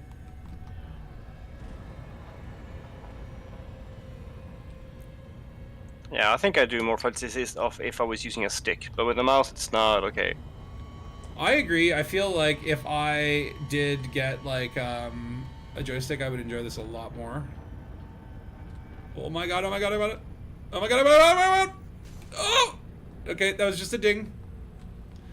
Yeah, I feel like a joystick would definitely do a lot, but At the same token, it's like I would have to relearn how to fly. It would be just like starting all over again.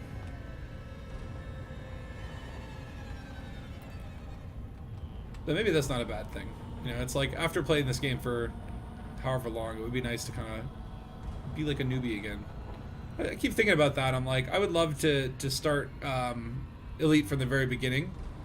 Obviously on a new account. I would not clear the save. Ever. There's too much grind. But I've seen other people do that, like on a second account, start a new character. I mean, I do technically have a second account. It's Bradford. And I haven't logged in a long time. He's out of money. It's kind of broke. I should have reactivated his account for the Golconda. Uh-oh. Okay, that's a ding. Alright, we're coming out of the asteroids now. That was fun, though.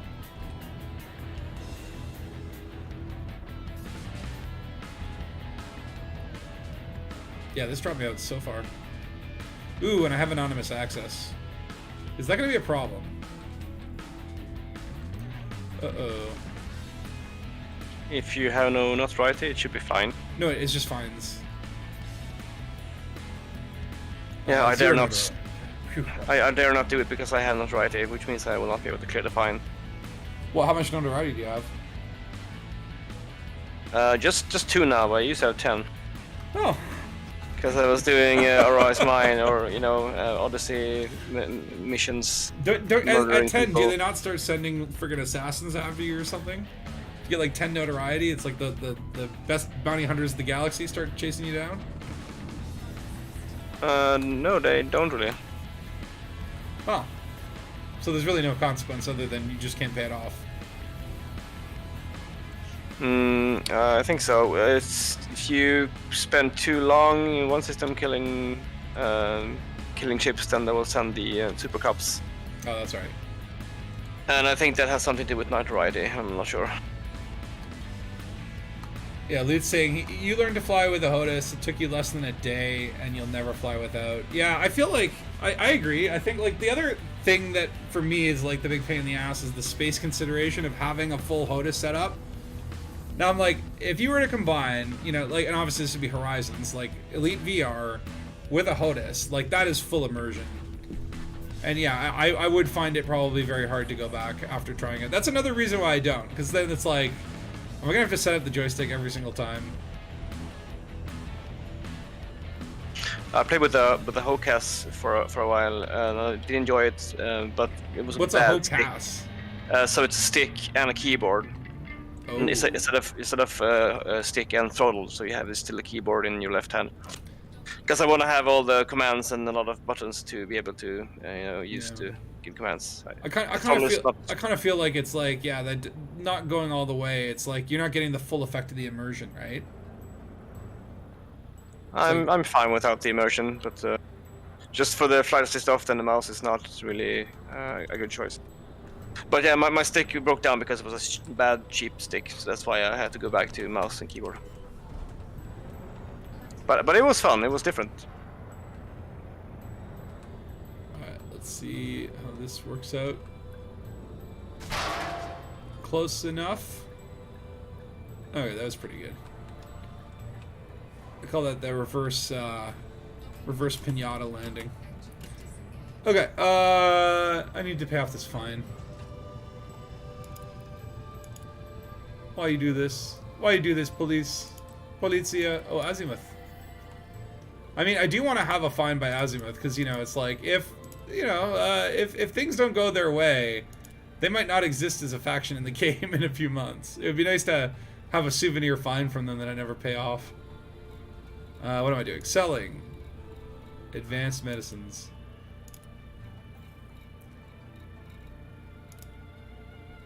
Alright, so where are we at in the CG now? So we are still top 75%. We've contributed just shy of 2,000. And the global contribution is 7 million. And there are 2,000 contributors. That's it? Only 2,000 people have actually participated in the CG. That's pretty low. I guess the console people don't participate anymore. Sorry if you're triggered.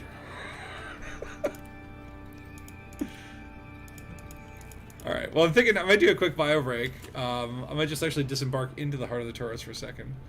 Well, hold on, is that jerk here? I didn't see if that jerk was here. The pad blocker. I'll head to the heart of the Doris bar, do a little quick bio break. Then we'll come back. I've got another hour. I was really hoping to actually like be opposed by slip gankers. If anyone out there wants to come and gank someone at a community goal, I'm all for that. I will fight back though. I don't gank easy. I don't gank silently into the dark. I kick and scream and whine like a little baby. Which is ultimately more satisfying for the ganker.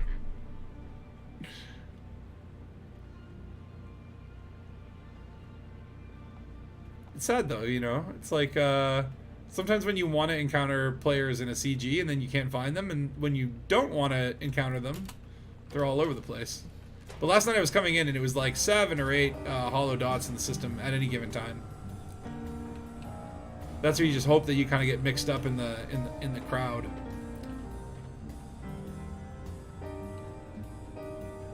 Hello, folks. No, no, no. Okay, fine. I do like this bar though. This is what I'm saying. I want this bar in my fleet carrier with this design, and it's got kind of like the little booths over here. I guess I don't have the space for all this stuff. But I want a blue fan in my bar. But these megaships are beautiful. Beautiful little locations to visit on the interiors. It's actually my favorite concourse out of all the concourses. You learn to fly without... Oh, sorry, I'm reading the old comment. Alright, I'm going to do a bio break. I will be back in 5 minutes. Let me just throw up the bio break thing. Insert your riot here. And yeah, I will join you shortly. BRB.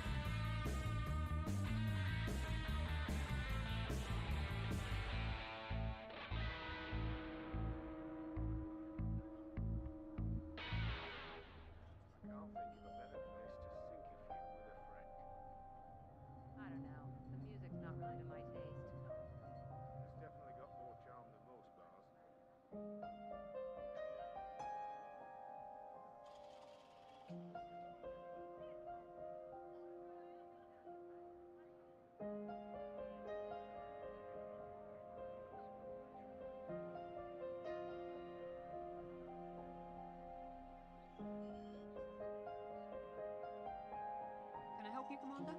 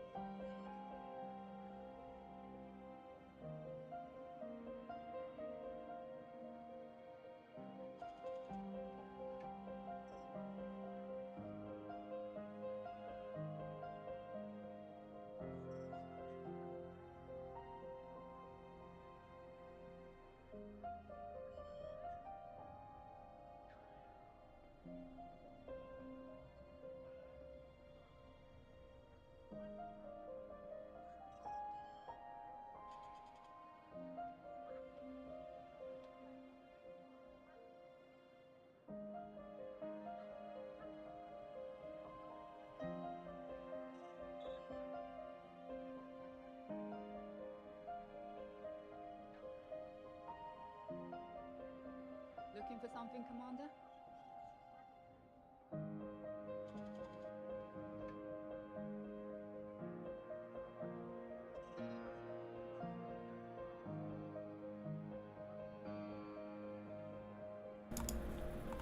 Alright, I'm back. What riding did you do? You tickled DH's feet. You always tickle. Set fire to Loot's fingers. Instantly regrets that decision. Ties Acme's TNT to Dark Heavy's head. Whatever happened to Acme? Was that a real thing? Or was that just like a cartoon? I remember from Roger Rabbit. There was like an Acme factory. But was that an actual thing? Was there actually an Acme? No idea. Don't think so. It makes like fireworks and sledgehammers and all sorts of fun stuff. Alright, back to the Python. Now this large panel looks like it's supposed to come down as a ramp. But no, your SRVs don't come out of the back. They come out of this doohickey. Or not that doohickey. Actually, where do the SRVs come from? I think they come from... Is it this, but I don't have an SRV bay? I don't know. Maybe it's this. Yeah, from Roadrunner. Combs hair with a center parting. What are you, insane? No one does that anymore. I feel like anyone who parts the hair in the middle looks like a psychopath. No offense. If you do. Depends on the hair. I guess, that's true. Alright, back to the Dangabus. Only in the, what, SC version? What's that? Like Star Citizen? American Corporation for Making Everything. Well, there you go. I actually never knew that was an acronym for that. I just thought it was Acme.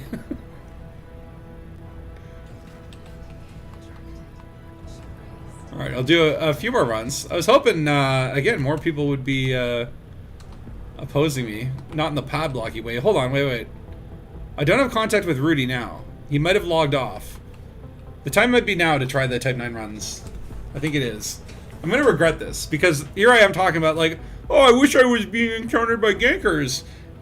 And now I'm going to switch to a defenseless Type 9. And I'm going to regret that, but you know what? I regret nothing.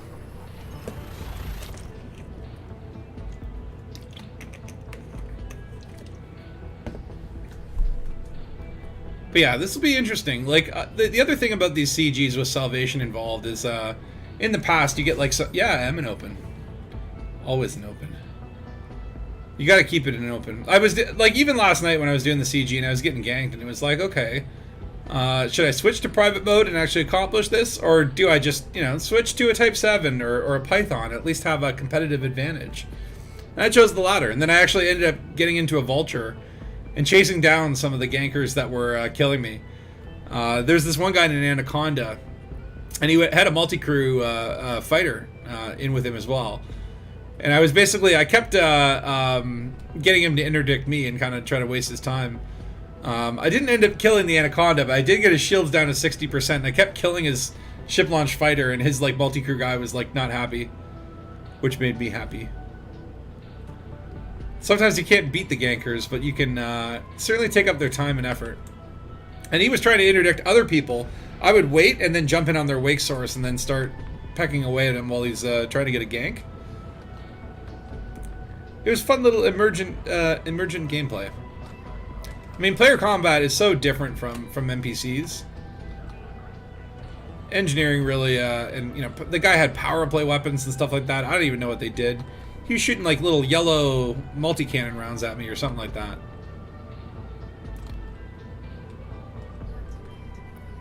Okay, I'm gonna way overshoot this. And boop. There we go. The corrective boop.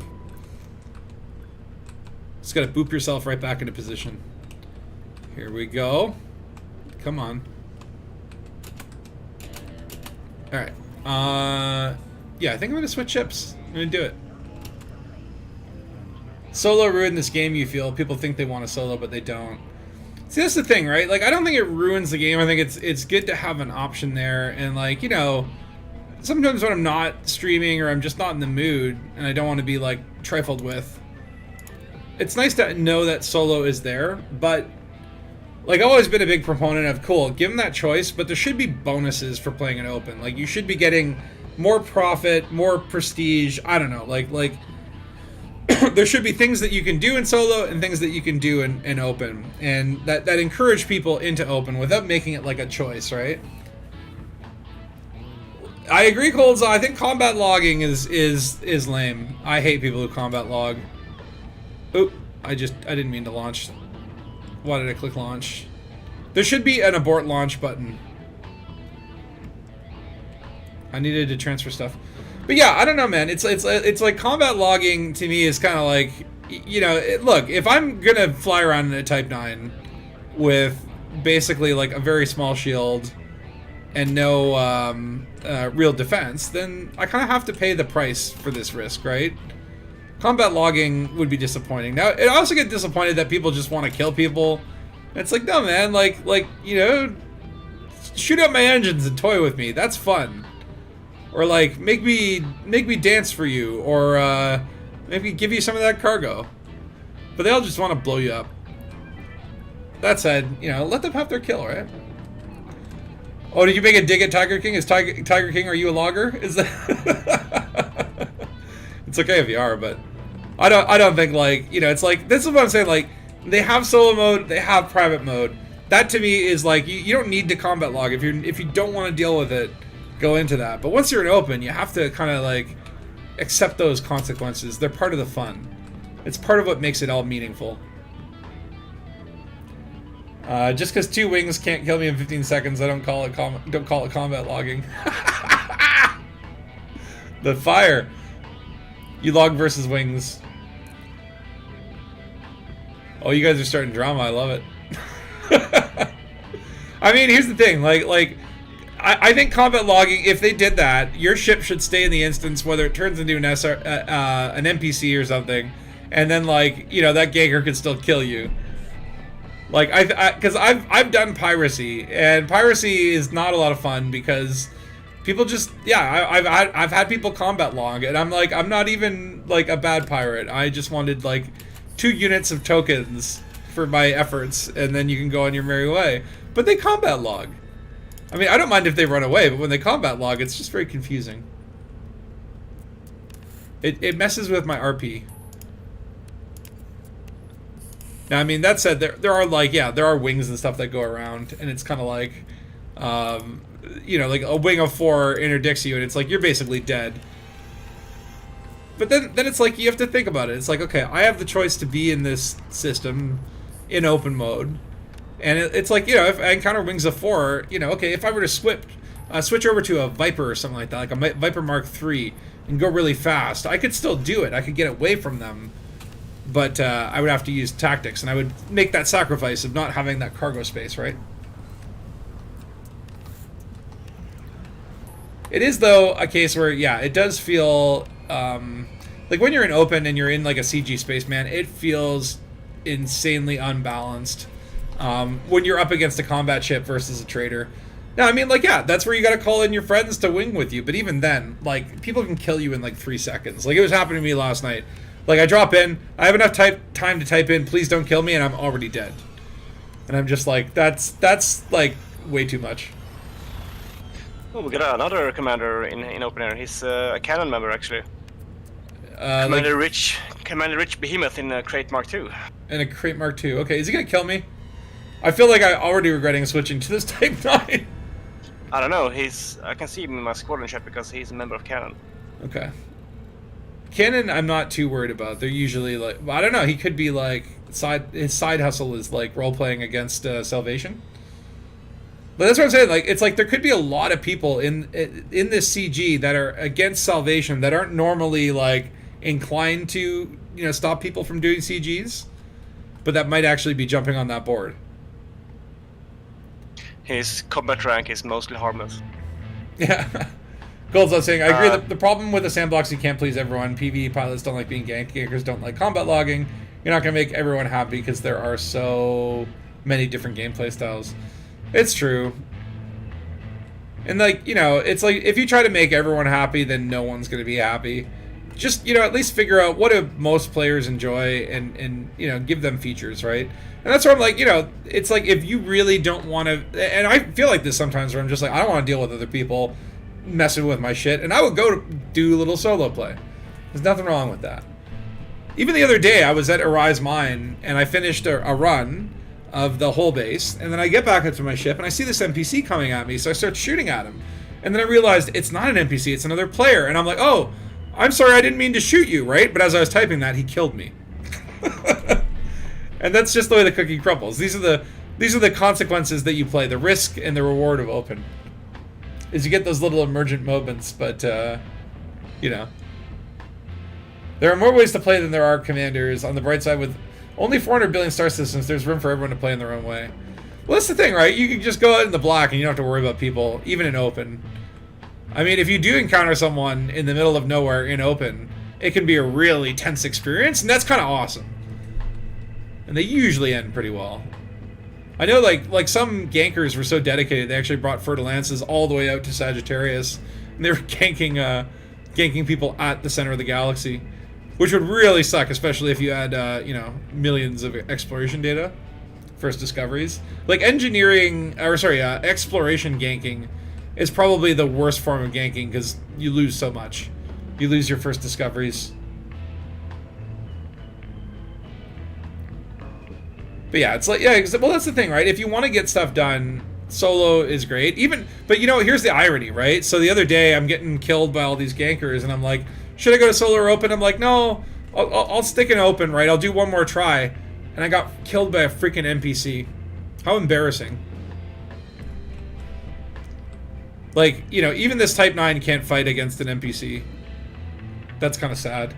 But then it's like, you know what? It's like, that's the decision I made to go with, you know, a very low shield, a very unprotected Type 9 without an escort. And it's like, part of the fun of that was, you know, having those consequences, right? Sometimes the 15-second wait is justified. Let the gankers complain and get mad, but you did the right thing. Well, see, here's the thing. If you are a ganker or a murder hobo, and you're going to get satisfaction by killing me, and there's literally nothing I can do other than A, avoid you, which just, you know, kind of puts me out of my way, and it doesn't really annoy you because you're just going to find someone else to kill. It's like combat logging is truly the only defense against a ganker, because that's the only way that you can do to the ganker what the ganker is trying to do to you. You know, you can get the satisfaction by combat logging on a ganker because you know they're going to be frustrated. They're going to take a video of it. They're going to post it on Reddit and say, this guy's a combat logger. And it's like, that is truly the only way to, like, kind of turn the table on them. Which, you know, to me, it's like, okay, that's a development problem.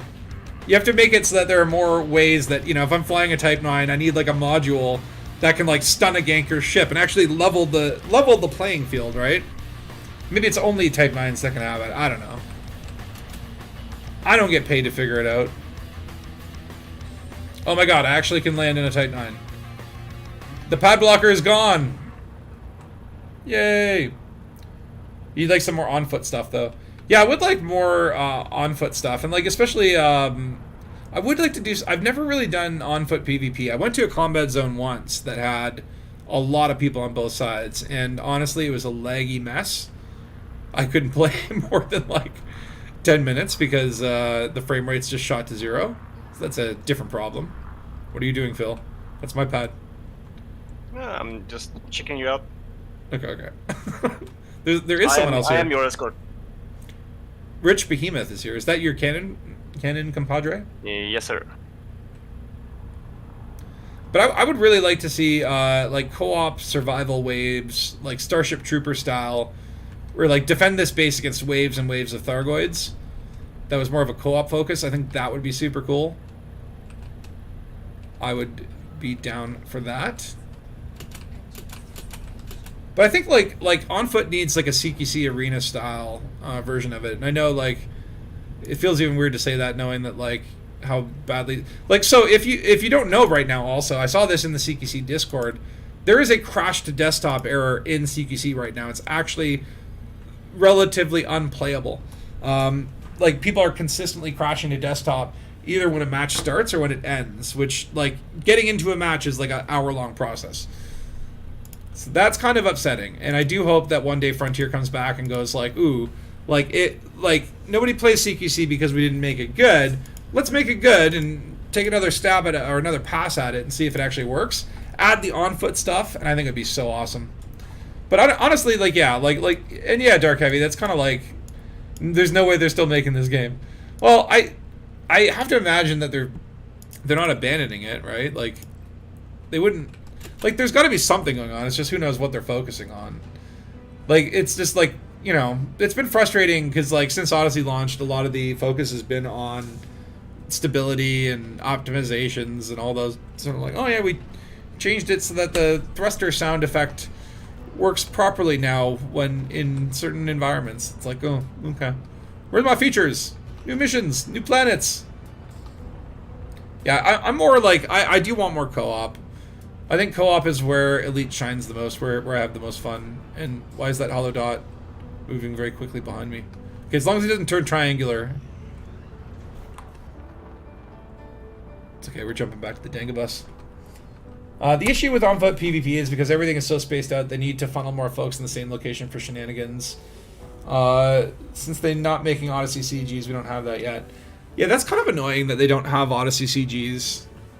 It feels like it's the brand new shiny part of the game, and there should be more stuff there, but I guess they don't have the infrastructure for it. But yeah, no, I agree with you. It's like the level design, everything's very spaced out, so yeah, it's like, it would be nice to have CQC-style crafted levels, right? Like, think about those CQC facilities, right? Those little, like, space fortresses. Like, have, like, a little battle zone inside of those.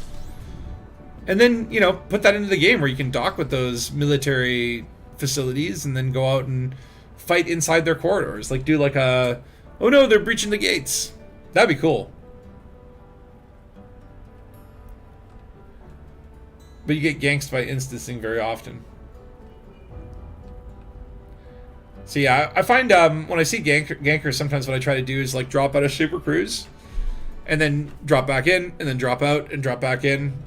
And it gets me there slower, but they get really confused and frustrated, and then they just go for someone else. For every hour of coding in progress, they probably need 10 hours to traverse the old code and not destroy the game. That's what it feels like, right? Where it's like, when the developer was talking on the stream the other day, and he's like, someone who's been with Elite for like 6 years, so he's been there since pre-Odyssey. And he was saying a lot of times when they are looking at features, they have to kind of think about, oh, if we implement this system, what other systems does it affect? Right? It's that spaghetti code. It's like, yeah, we change the geography, that puts settlements underground. If we change the settlement, that puts, you know, the biome in complete disarray. It's just like, you never win. It's like whack-a-mole. Yeah, Unreal Tournament Elite Dangerous style. That would be cool. I mean, the other point about that, or like the counterpoint, is that like, and I'll just say it here, is the FPS is not that good. It's kind of average, right? It's not where the game shines. Like, this has always been a space sandbox, and it's not a great FPS game. So I don't know if it's like, if they were to double down on the focus of FPS combat, they would probably need to make it better. I mean, maybe that's not a bad thing, but I feel like the majority of the player base is not really like all about the FPS. Like, it's a nice add-on, but it's not like, it's the side dish, you know, it's dessert. Not even one ship module or new engineer effects for my space aspects of the game. Yeah, I mean, that's where I'm like, where are the new ships? Where are the new modules? Where are the new landable planets? Give me lava planets. That would, like, lava planets over, like, 50% of Odyssey, and I'd be happier.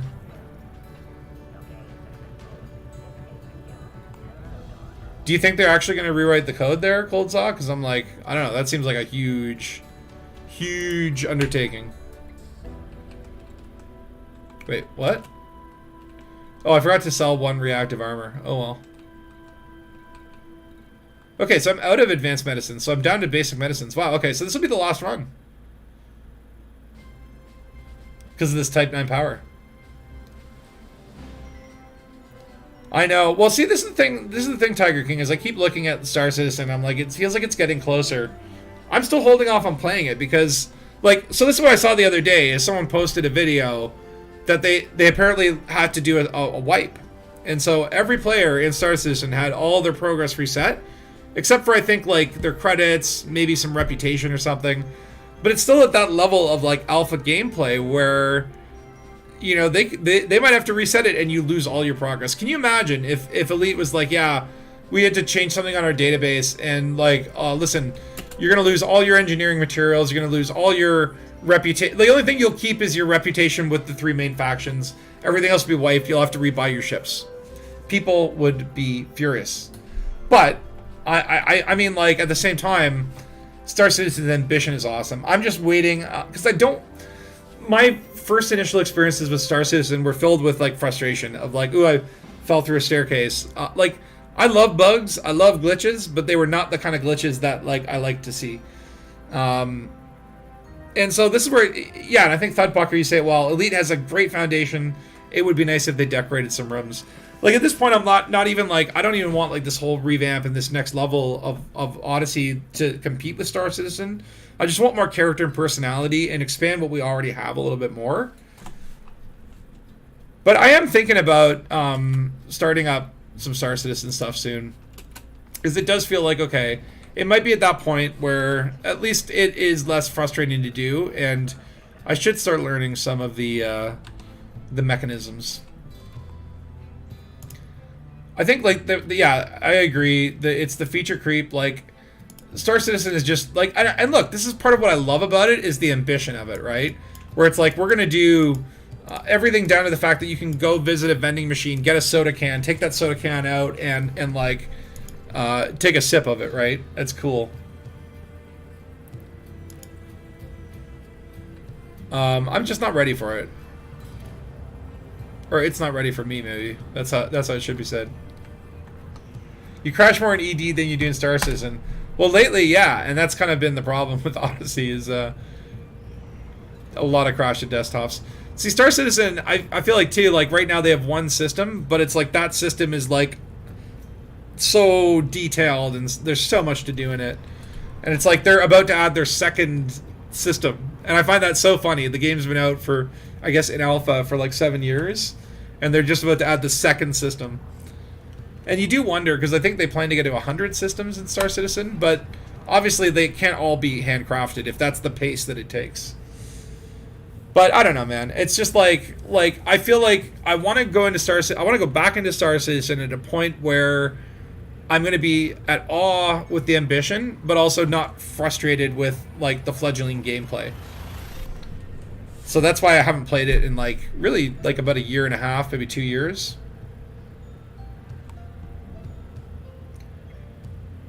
Yeah, honestly though, it's like, yeah, I'm frustrated with Elite. It's like Elite's my absolute favorite game, right? Or is this even a game? It's a universe, really.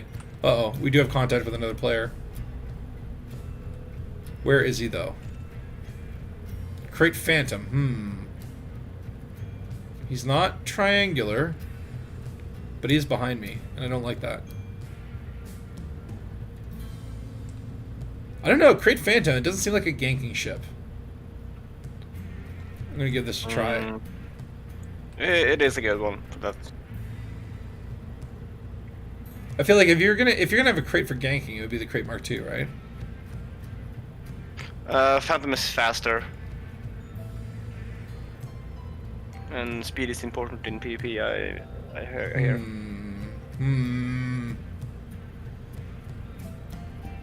Go buy every who cares about feature creep, go buy every this is the thing too, like I find this is the problem in gaming in general, is like no one releases a full game. It's like they always release these like pieces of games and it's like, yeah, we'll keep adding to it, and then, you know, you kind of just like, I don't know, man. There's one thing that's like, it's kind of cool to be playing and then here's a new feature, reinvigorates your interest in that game. But I remember back in the day when you just bought a game and then you played it and it worked, you know, and there was like one bug in it and it was a known bug and maybe they had to release a patch. I mean, you go back far enough, it's like that you had to buy the patch disc, or like, yeah, Go to your local, mail us if you find the bug, mail us. We'll send you the floppy disk with the patch, right? But I think it's like a bad habit now in game design to like release these games early. Like early access is fun to a certain degree, but I feel like Star Citizen, when I tried it, it was just too early, and that put me off. And I'm like, okay, let me come back to it when it's good and proper, so I don't get sick of the game, or have to have my account be reset and go through the whole loop again, right? But I will do it soon. Don't say that, Dark Heavy. I'm fine. Everything's fine. This guy's not gonna kill me. Everything's gonna be okay. He's too far behind me now. Yeah, I see him. He's still heading your direction. Not as fast. That's true. Back then, yeah, there were 10 lines of code and no multiplayer. I'm just saying, it's like, it feels like, that's where I'm like, with Starfield, for example. Like, Bethesda, take your freaking time. Don't rush it. Don't feel the need to put it out, just to get it out there for some shareholder thing. Like, release to us a good game that is, as whole as possible. I think I will enjoy Starfield. I've always enjoyed Bethesda games for what they are. Huge fan of the Fallout series, though. My favorite is New Vegas, and that was Obsidian. But it'll be a nice distraction. I mean, it's just a good time to be doing space games. I don't think it looks horrible, Tiger King. I think it looks different. It's going to be like... I don't like how the combat looks. Did I see the sprite animations? I have low standards, though. Like, I don't really care about the quality or the realism. It's like, I wouldn't play a game like Cyberpunk being like, oh, yeah, everything's so cool and realistic, like, and graphically amazing. I just want cool stories. I want cool characters, cool moments, right? Like, remember Half-Life and, like, that first time that the helicopter came out? How cool was that? Or the first time those troops started coming in, getting dropped in from helicopters on wires. Like, moments like that, it's like, I don't care about the graphics. I care about, like, the moments. And if Starfield has cool moments, and especially if it's a space game and, there are exploration-style moments where it's like, yeah, like... I mean, like, in a game like Elite, if they wanted to do something like, oh, let's all witness a supernova, they have to coordinate this and, like, with the server, and how are they going to update everyone's galaxy maps? Like, it would be a big, boondoggle. But a game like Starfield, potentially, they could put events like that in. Again, we don't really have that much detail, so I'm, like, deep into pure tinfoil speculation here. Yeah, the shooting did not impress me. I mean, it kind of looked like, it's kind of like Odyssey, it's like, it's not very good.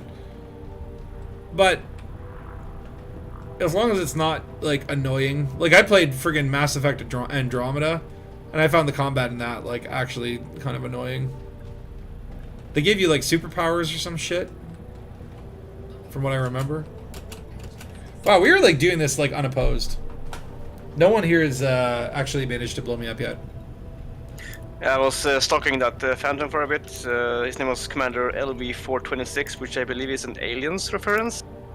Like the planet where they found the aliens. Yeah. He had a pulse laser and, like a research limpet and, just friendly stuff. So he was just an explorer going to the Overlook. Okay, well, I think we've delivered now everything that's on the Dangabus, so pretty much, okay, so one other thing I do want to do here, I think while we're here, we might as well check out some of these other places. I feel like, should I be in a Type 9 for this? Yes. Fuck it, yeah, sure. Alright, I'm gonna go to the Oath of Tyandaris. I think that's another mega ship. These days, everything is fast travel, microtransaction, progression scripts, skips, yeah. I mean, look, it's like there are some mechanics that work, and it's like it makes sense, and I don't know, it doesn't engage me. Like even so, I got Valheim the other day, and I started playing it, and I was like, again, like every game that has a crafting sort of mechanic in it, always at first is super intimidating to me.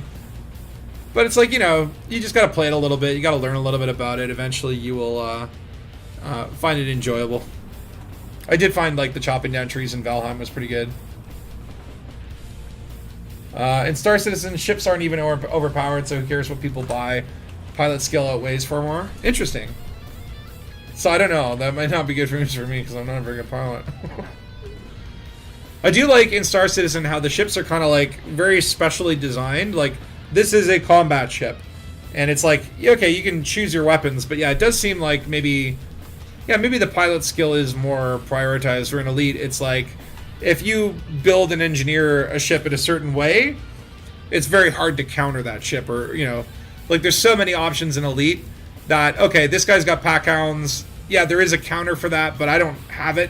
And for me to get it, I would have to go to this system, swap to this ship, get this module, get this engineering on it. Like, it's very hard to be Batman-like and prepared for every eventuality in Elite.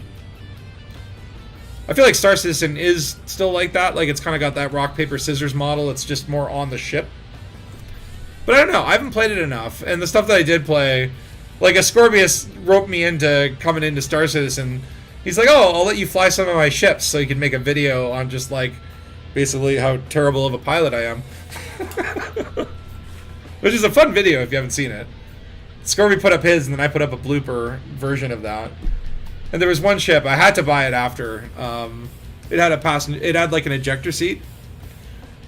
And I'm like, okay, that's cool. I do like how Star Citizen is literally ejector seats. You can get your ship blown up, blast off into space, drift around, try to beg someone to come pick you up, or potentially board the opponent's ships. Like, oh man, it's super cool. I'm just like, yeah, I will get into Star Citizen when it's ready. I'll never be someone that's like, I only play Elite or I only play Star Citizen. Like, I don't get that mentality. It's kind of like, there's enough shit in the world we're all like polarized on. We don't need to be like not playing one space game because the other one exists, right? Like, you get different strokes from each. And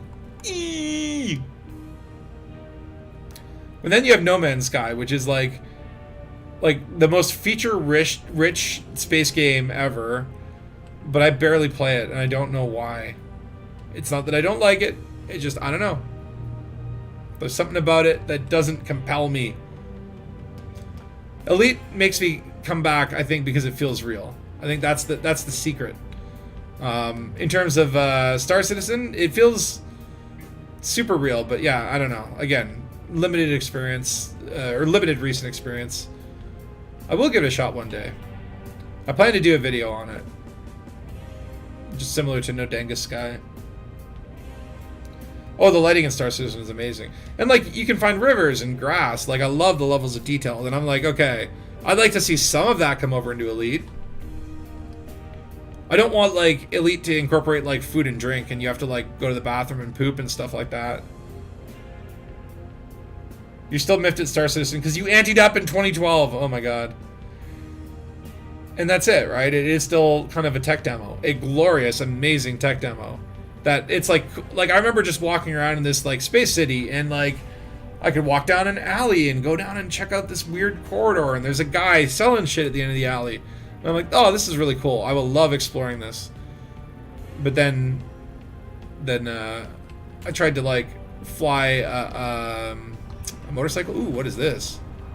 A Hogan class. Interesting. Let's give this a scan. So this is another bulk megaship. This is not a fighter. Who's he working for here?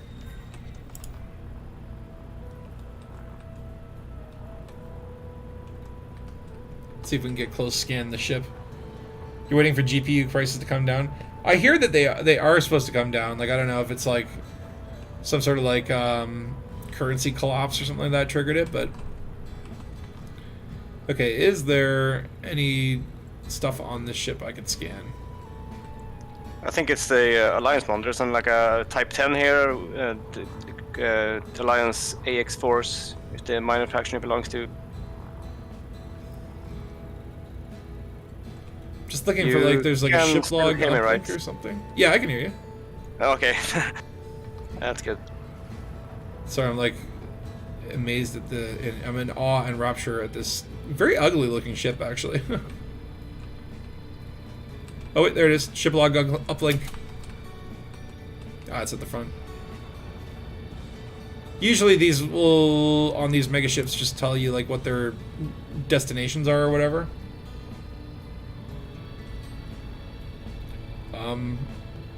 Let's stop drifting. Come on, scanner. This thing is actually quite a huge little relay.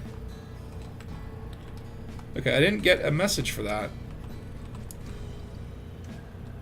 Interesting.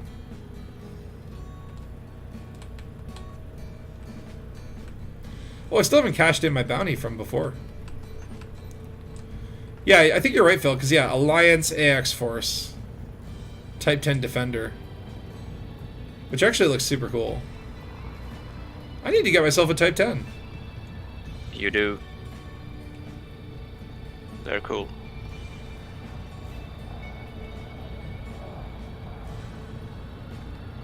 Hello.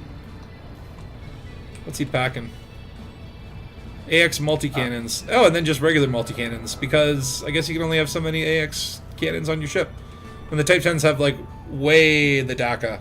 So much DACA. Yeah, I use my Type 10 as a laser miner, armed laser mining ship. You probably, like, touch an asteroid, like, once, and then it just, like, gives you everything. Alright, let's try this Audacious Dream. I have no idea what this is. It is an Azimuth Biotech signal source, and it's very close. Prices are coming down, but they're still ways from pre-crypto prices.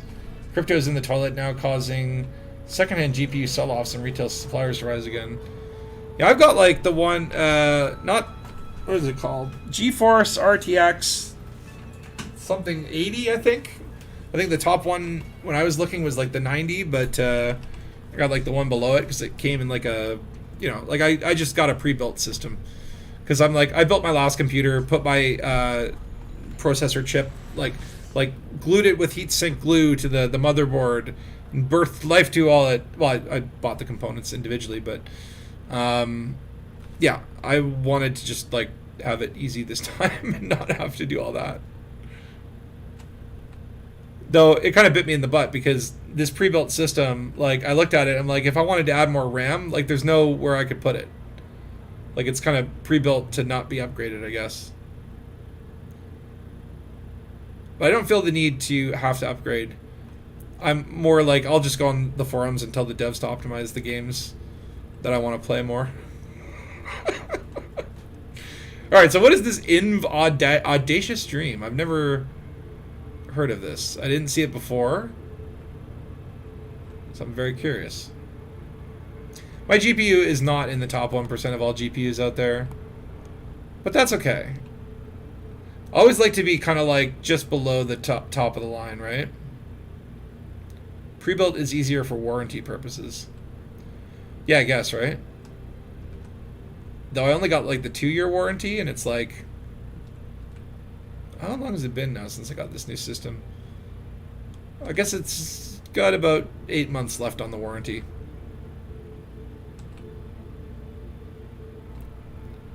It's like, that's where you hope it'll go wrong and then you can get a replacement.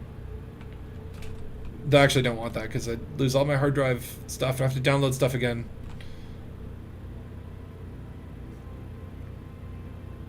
Alright, dropping in on Audacious Dream. I don't know what this is. Oh, is that capital ship? Yep. Wait, does Azimuth Biotech have their own capital ship?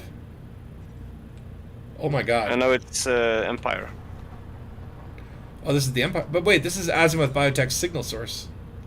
Ah, yes, Imperial Majestic class. I think Azimuth is just the system owner or whatever. It's the like BGS. the jurisdiction. Can you scan these interdictors with your data scanner? I've actually not seen capital ships in a conflict zone in a really long time.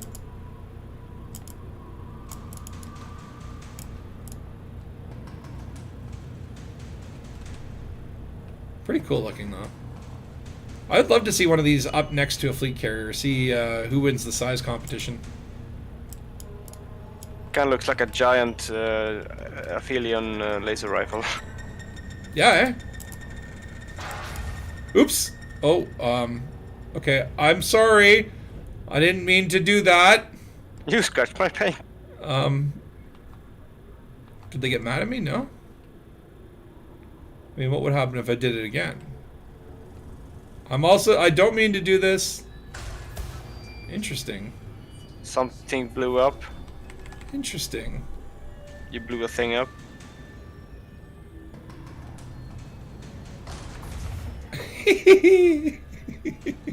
I've just disabled all of its starboard weapons. And it's not even mad at me. I love this. Spatula YouTube, the Star Citizen Wingman Xeno Threat Event Epic 4K Cinematic. Yeah, I'll check it out. I'm only going to stream for another half hour. But I'll check it out after. Let me just see if I can completely disable this heavy rail driver. See, this is what I want on my fleet carrier. I want giant railguns. This works on megaships as well? What, you can just basically ram into them over and over? And they don't care? It's like, sorry, I'm drunk. Send me the bill in the mail. I mean, I could probably do this for everything. See, that's why I wonder. It's like, if I blew up everything on this carrier, would they run off and, like, go somewhere else? Or have I just doomed humanity by by destroying all the stuff that we were going to defend against the Thargoids with? I think these heat relays are the ones that you have to take out, and then when you take them all out, the carrier goes away. Ooh, actually very hard to hit. You're nestled in there good. Yeah, maybe this trick does not work against the heat relay. No. Well engineered, sirs. Alright, I suppose I'll let you live with the rest of your shit intact. So, okay, so this is the... For some reason, I don't know why, but, like, yeah, the Alliance has, like... I guess the Oath of Tindaris is a mega ship, and this is a capital ship. And capital ships are just like the... What does INV stand for? Imperial Navy? Vessel, maybe? Oh, true. So other than that, there is FNS Fortitude. I'm assuming the Fortitude is the Federal capital ship. We could go check out Overlook. Overlook used to shoot at you, but now it's, well, it's not doing too well. You would like it if they add the ability to apex to and from your own carrier. I know, that I don't understand why that's not already a thing. Like, I'm assuming that, like, again, it's like they have to program just like the AI for how a taxi can land on your carrier, but I don't know. Like, why is that not a thing? Maybe because, like, if you were to, let's say, taxi to a fleet carrier that was already jumping and get there as the hatch is closed, what would the taxi do? Or, you know, let's say it did jump and now it's out of the taxi's range, it would confuse the taxi. I don't know. I don't know why they don't have that as, like, a thing, but I really would like that as well. Take out the megaship turrets, or missions are super easy. Oh, shit, I didn't even think of that. Because, yeah, you don't even need to get the megaship mad at you. You just boop it. That's what I do for the, where you have to take out the settlement power grids. Just use your ship like a little torpedo, smash into the power grid, boop, it's dead, and then you can blast off. I don't even know what hit him.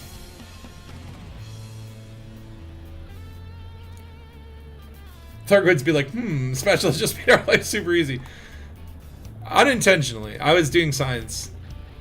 You know what? If that carrier was truly ready for battles with all of the Thargoid swarms, then one simple shielded Type 9 with literally nothing to it should not have been able to do that. So I was helping battle test them, and they're clearly not battle ready. They have some work to do.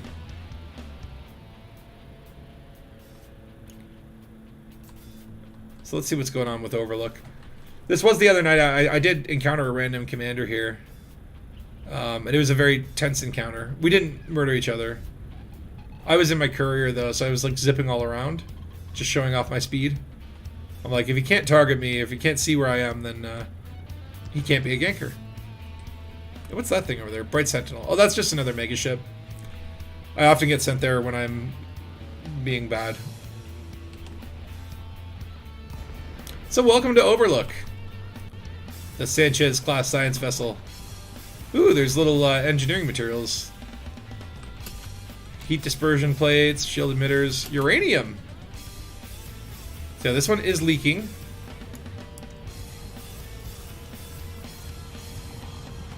Now, if I recall, I did scan this one. It just gives you like the itinerary or something. Hold on. Where'd be ship uplink? It's just I'm just by it right now. So just target Phil.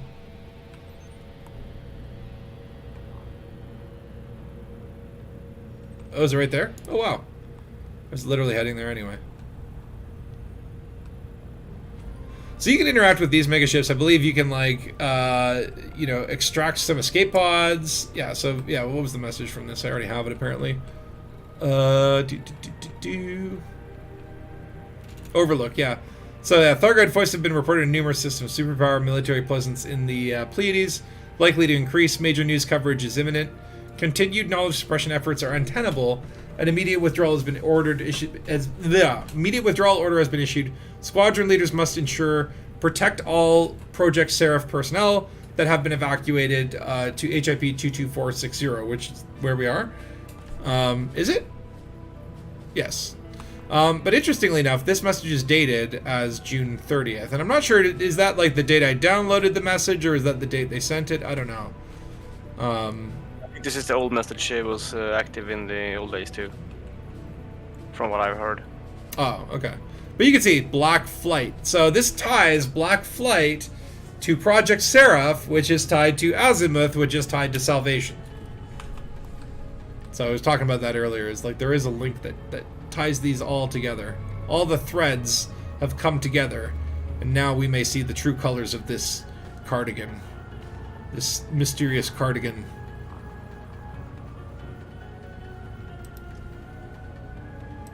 But yeah, the Overlook has seen some better days. I feel like it was, this must have been the thing that was shooting at me before. Amazingly enough, though, even though everyone is clearly dead on there, if you do shoot it, or piss it off in any way, which I did myself, it will still shoot you.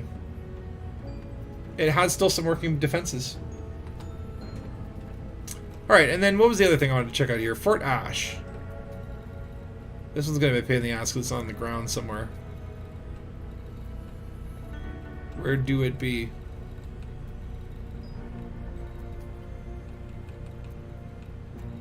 Did I go past it?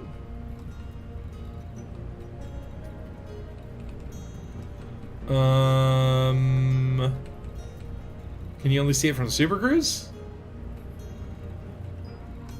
Okay, let's try to go into Super Cruise. But I love these derelict megaships. Like, this is something where I'm like, yeah, like that's even something you could do. You don't even have to have new assets. Just put more of these in the game and write little stories for them. Maybe have some of them end positively. Like, I mean, would you ever want to fly a megaship? It's like, oh yeah, you've been promoted to megaship captain. Oh no, this is not going to end well. All megaships just seem to have, and generation ships, they all have these terrible, terrible, sad endings. There's no happy ending for a megaship pilot. I'm like, oh wait, why am I not moving?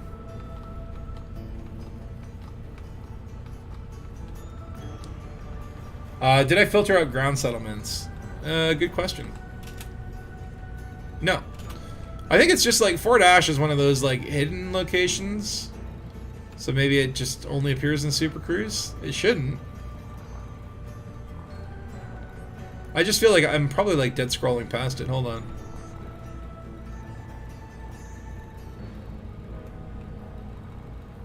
No. But watch this magic. Just one quick press of a button, we'll go to Super Cruise, and it's gonna magically appear.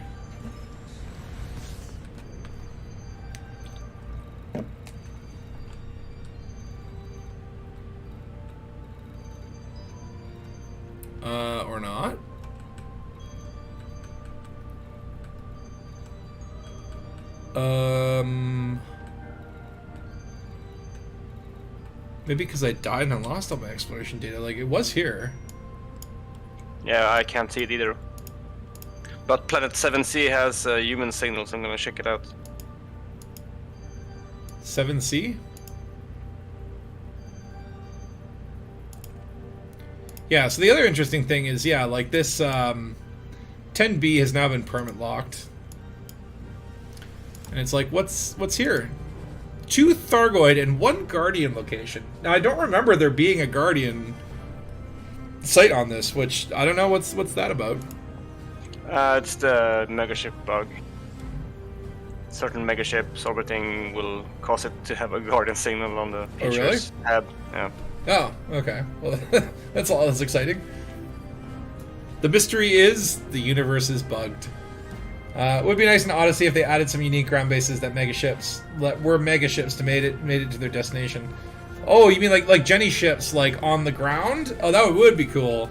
Like I want to see crashed megaships that you can scavenge, crashed generation ships that are like, you know, like imagine in what was that friggin' Star Trek movie where the Enterprise like crashes into the ground. Like I want to see like crashed mega structures. That would be cool. I want to see a crashed station. Imagine a Coriolis station that fell out of orbit onto a planet. And then give me logs about like the backstory and the devastation and all that sort of stuff. That would be awesome. Yeah, I think with Fort Ash you just have to be like close enough to see it. So maybe yeah, it is on 7C, but you won't see it pop up until you're like within a certain number of distances away.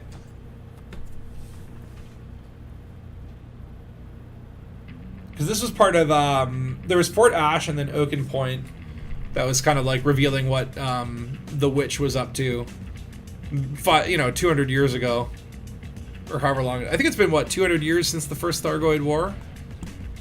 It's really not that long when you think about it in terms of like historical perspective. Like what was humanity doing 200 years ago in the 1820s? It was like Wild Western times.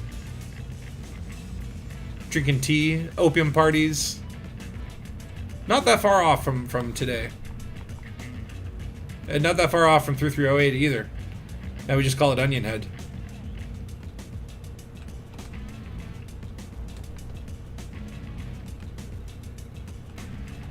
Nope, hold on. Yeah, Fort Ash is here. Yep, there it is. It has revealed itself. You just gotta be close enough. Which is interesting, right? Because then you think like, okay, you know, you could look at a system, it looks totally uninteresting. If you got close to one of those planets, only in your left-hand panel would the location been revealed. And who knows if you have to scan the planet first. But then there's also the bug where you may have to drop out a supercruise and go back to see some locations because they're bugged. What? Yes. I didn't know about that. What, how does that bug work? Sometimes planetary poi will not show up unless you drop out a supercruise and then go back into supercruise. Oh my. That's a pretty bad bug. Really bad. And it's still active, I think. That's just the love of Elite, right? There's so many damn bugs. The universe is so big you don't find them that often. Or you don't find the same bug that often. Crash Coriolis, yes please, logs. Tell of Tim the mechanic that dropped his quantum screwdriver that keeps us in orbit. Oh my god, that would be great. So yeah, like, if enough stations are crashed, you could probably have one that was like, yeah, the log of like the station engineer who was like, I lied on my resume. I told them I'd worked on stations before. Like, yeah, like the ISS size stations. I would love to see, like, just crashed megastructures. I feel like that can't be that hard to do. You already have the assets, you just have to repurpose them. I guess, like, okay, I don't know what I'm talking about, so it's probably a lot harder than I think it is, but it would be worth it. It's worth the effort. Instead we're getting like that's why I was so not thrilled with the last update where it's like, yeah, we're bringing you a new mission type. It's exactly like the last one. Only it's illegal. It's like we need more like, yeah, just like add like even like a ship variant. If they added like the Sidewinder Mark IV, I'd be thrilled. One day, one day. I don't understand why they don't add more, locations. I mean, they have all the prefabs. Just smack together some prefabs, make a new kind of location. Yeah, I don't know. That's where it's like they have like a story team, right? And it's like I guess it's like, yeah, like you could write 500 stories for 500 individual bases, plop them in, half of them around the bubble, half of them just way out there, right? And it's like that would give people like me some content, some new places to visit, to get some codex entries, drop some material loot along the way. Have one of them have a CG and a Galnet article about it, and then. Like, I remember when the Guardian sites were first discovered, and same with the Thargoid sites, like, you would go to this one location that everyone had just discovered, and there'd be, like, 15 commanders just rolling around, having a good old time, everyone just being weird and stuff like that. And it's like, that doesn't happen so much anymore, because there hasn't been any new discoveries. There hasn't been, like, new cool things to check out. It's all CGs and, like, let's trade shit and then shoot the traders. That's all this game is becoming. We need more, like random cool stuff like this. Like the last time they did this was this like Fort Ash and Oaken Point, and I did run into other players, and it was a cool little experience, and they were neat little stories. You still want Iron Man mech suits? Ooh, yeah, I want to see like that thing from Aliens, like the fucking exoskeleton thing that lifts crates around. That's what I want to see. Is a giant like exoskeleton suit, like as an SRV. Like, give me a little Goliath, Titan suit or whatever. I think that'd be awesome. Alright, we're coming in on Fort Ash. It is dark here. If I turn my night vision off, I can't even see the ground. Landing this Type 9 is going to be fun. A bipedal SRV. Yeah, exactly. Exactly. How cool would that be? Oh, wait. It's on the other side of this hill. Don't hit the hill. Crashed Coriolis, not to change subject. Did they ever get the Anaconda Graveyard working right? Yeah, we went there. It was cool. The Anacondas were a bit, like, spaced out very far, and there wasn't much to do with them, but it was a very cool site. And then to top it all off, the anxiety that I had there was insane, because the fleet carriers got porked because of the Golconda CG. Everyone had too many fleet carriers, so jump times were, like, stalling out. And I thought I was legit stuck up there. Valor, thankfully, came and, ended up saving me.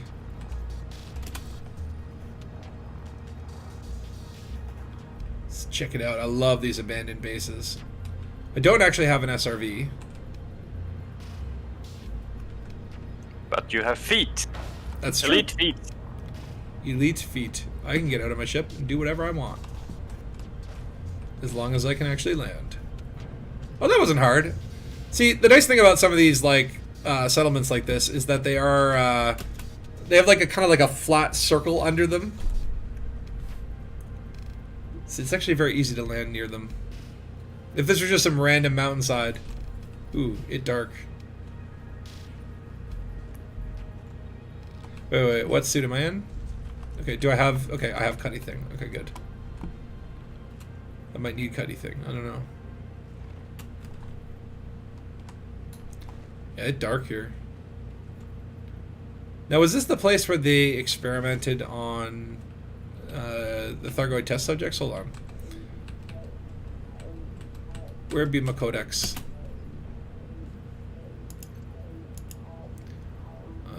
Is it under Thargoid?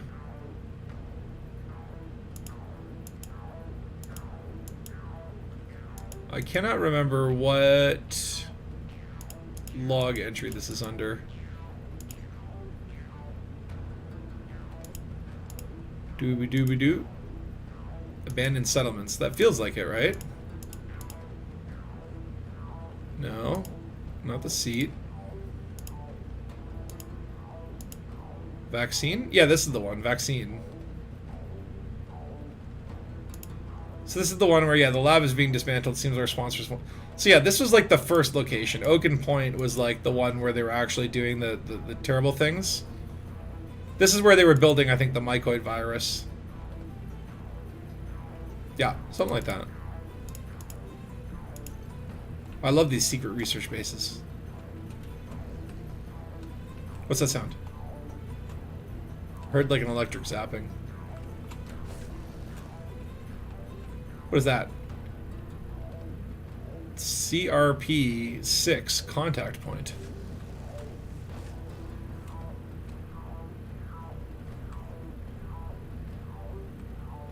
Are you out there, Phil? I am, yes. Can't see you. Don't know where he is. It's happening. Oop. We have engineering materials here. Yee. I love that you can kick them around like this. Yee. Yeet. You wanna play soccer? Wait, where'd it go? It disappeared. It had enough of my shenanigans. Now, oh, there it is. It's over there. Now this is what I really want. Is you should be able to open this door. I should be able to cut open this door and go inside this lab and see a bunch of like knocked over. What are you doing? Hey, what's that sound?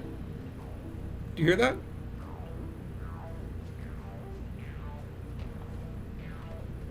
I heard a thing. I hear something, yeah. Like a little ping? Oh, is it? It might just be those Yep. comms stations or whatever.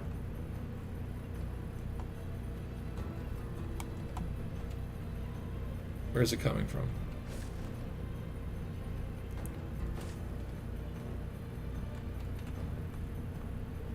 Greetings and welcome. How may we confuse you today? Oh, what's this? There's materials on the roof. How did you get up here, little buddy? That's it. Get back down. Can't have materials on the roof. Okay, that pinging stopped over here.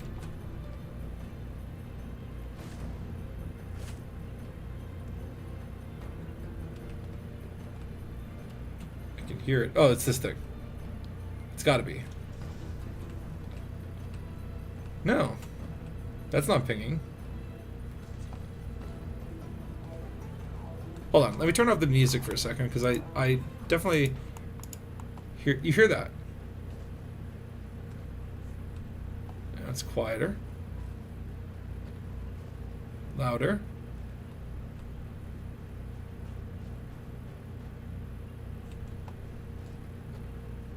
Where are you at, ping?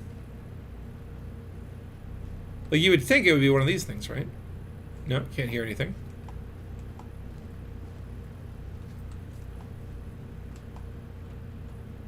It's like coming from in this building.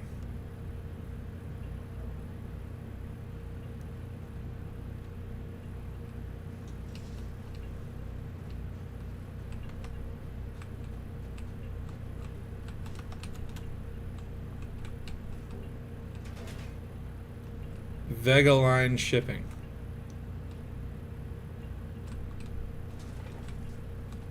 It's definitely coming from that building. Or is it this thing? What the hell? What was that? Just me. It's me. I'm just trolling you. Firing at you I'm all from in the high dark level. trying to listen to pings very intently, and then I just see a bullet hit near me.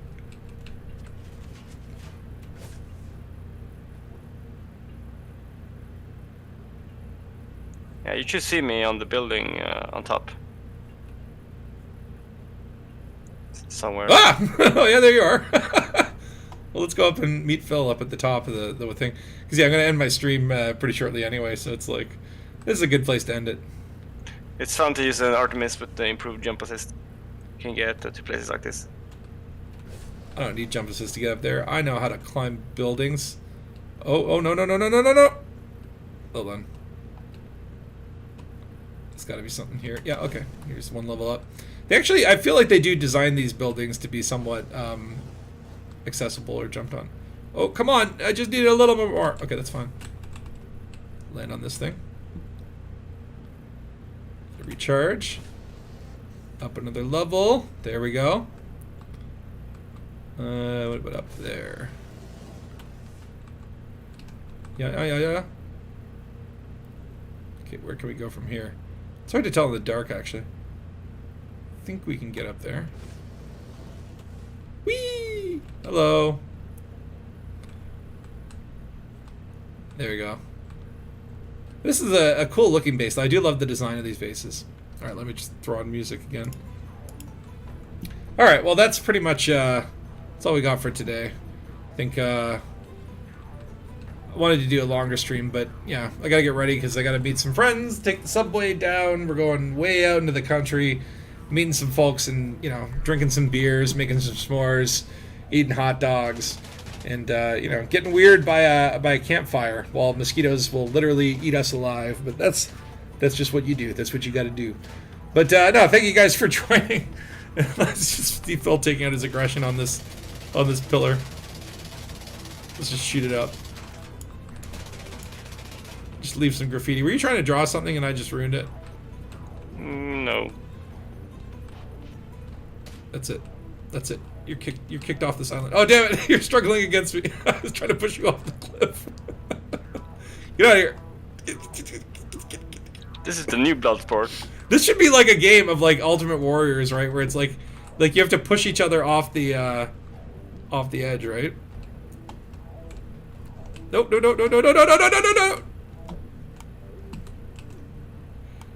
Good It one. is like Smash Brothers, right? No.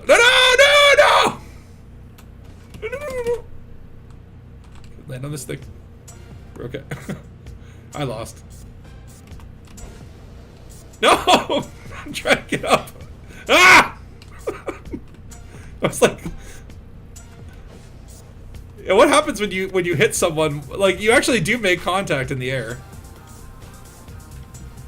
Can I land on Phil and use him as a stopping point? Yeah, just stay there for a second. Oh yeah, that works.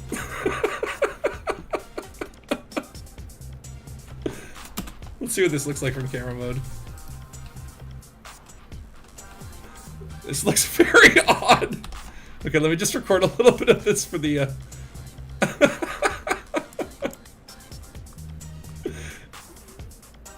This is very odd. Oh no. No. I was in camera mode, I couldn't see. Anyway. I know though, but like King of the Castle, we definitely should make that a minigame. Is just trying to get as many commanders as possible onto the roof of this building. And then can you kick them off? But I do like this idea of like building climbing and whoa! There's Coldsaw! Came out of nowhere. Hi.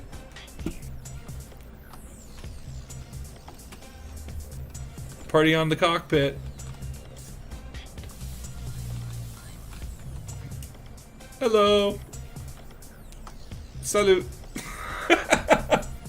It's so weird when just like, yeah, like a ship shows up in the blue and whoa.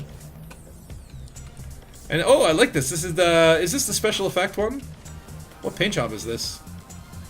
Escape key tester.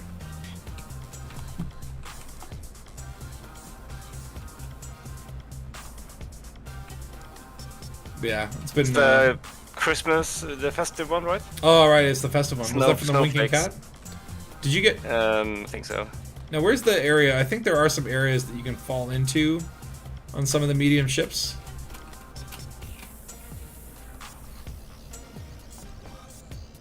Is it on the crate? Usually it's where the hard points are. Okay, here's a hard point. Hold on. Let me in. I think you need an SRV to get this done right. Where if you exit the SRV on some of these hard points, you'll actually go through inside the ship. Oh, it is the special effect one. Okay, that's right. I think I have this one too. I have so many special skins for the crate. It's actually ridiculous. To the point where I'm like, I don't want any more skins. I'm gonna give you a, I'm gonna give your ship a shield bath. Hold still. Aw, it shorted out. I only have one of those. Yeah, you can fall into the empty hard points. So they have to be empty, like there's no weapon attached to them. Phil, are you punching his ship? No, throw a grenade. Try to get through the canopy glass.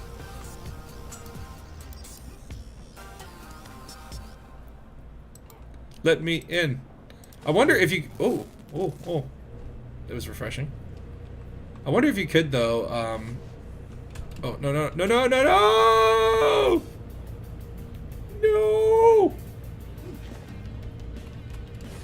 Okay, that wasn't so bad. You fall, and it's 6 feet. Chuck an EMP grenade. It does decent shield damage. Like the shield removal. If I throw that up. Did that actually land on your ship? Nope. Oh, look at that! I got a bounty for assault. That was a weak form of assault, really. Anyway, but well, it's like Cold just got here, but I've got to get myself ready because I have to hit the subway, meet my friends, make sure we're getting out there on time. I'm at that age where like some friends and shit have like babies and stuff, and they're like, yeah, we gotta like take care of our babies. It's like, ugh. Anyway, but thank you guys for joining. Not weird at all. If I die, I wish I could come back as a mosquito somewhere in Canada. I will bite you, you hoser. That's that. You know what? I will. We have like ways to murder mosquitoes using chemicals. So I will put some. I will spread DET or DDT or what, I don't know, whatever the bad one is that kills people and birds. No, I'm not gonna do that. But I will use like mosquito repellent. And if you were a mosquito loot, you'd be dead. So you don't want that or not. Anyway, but thank you guys for joining. I wanted to get more gankers in the CG system, but it looks like they're probably mostly in like North American hours these days. But that was cool to revisit Fort Ash. I like these little like abandoned settlements. They're very cool. But I will see you guys next week. And again, keep a lookout on Twitch. I might do some spontaneous weekday streams like later in the week, potentially. But I'm about to enjoy the great Canadian North today, and then Monday through Thursday I'll be all out even further north. So, you know, get some outside time. Enjoy your space legs. And I'll see you guys on the next Dangus. Goodbye.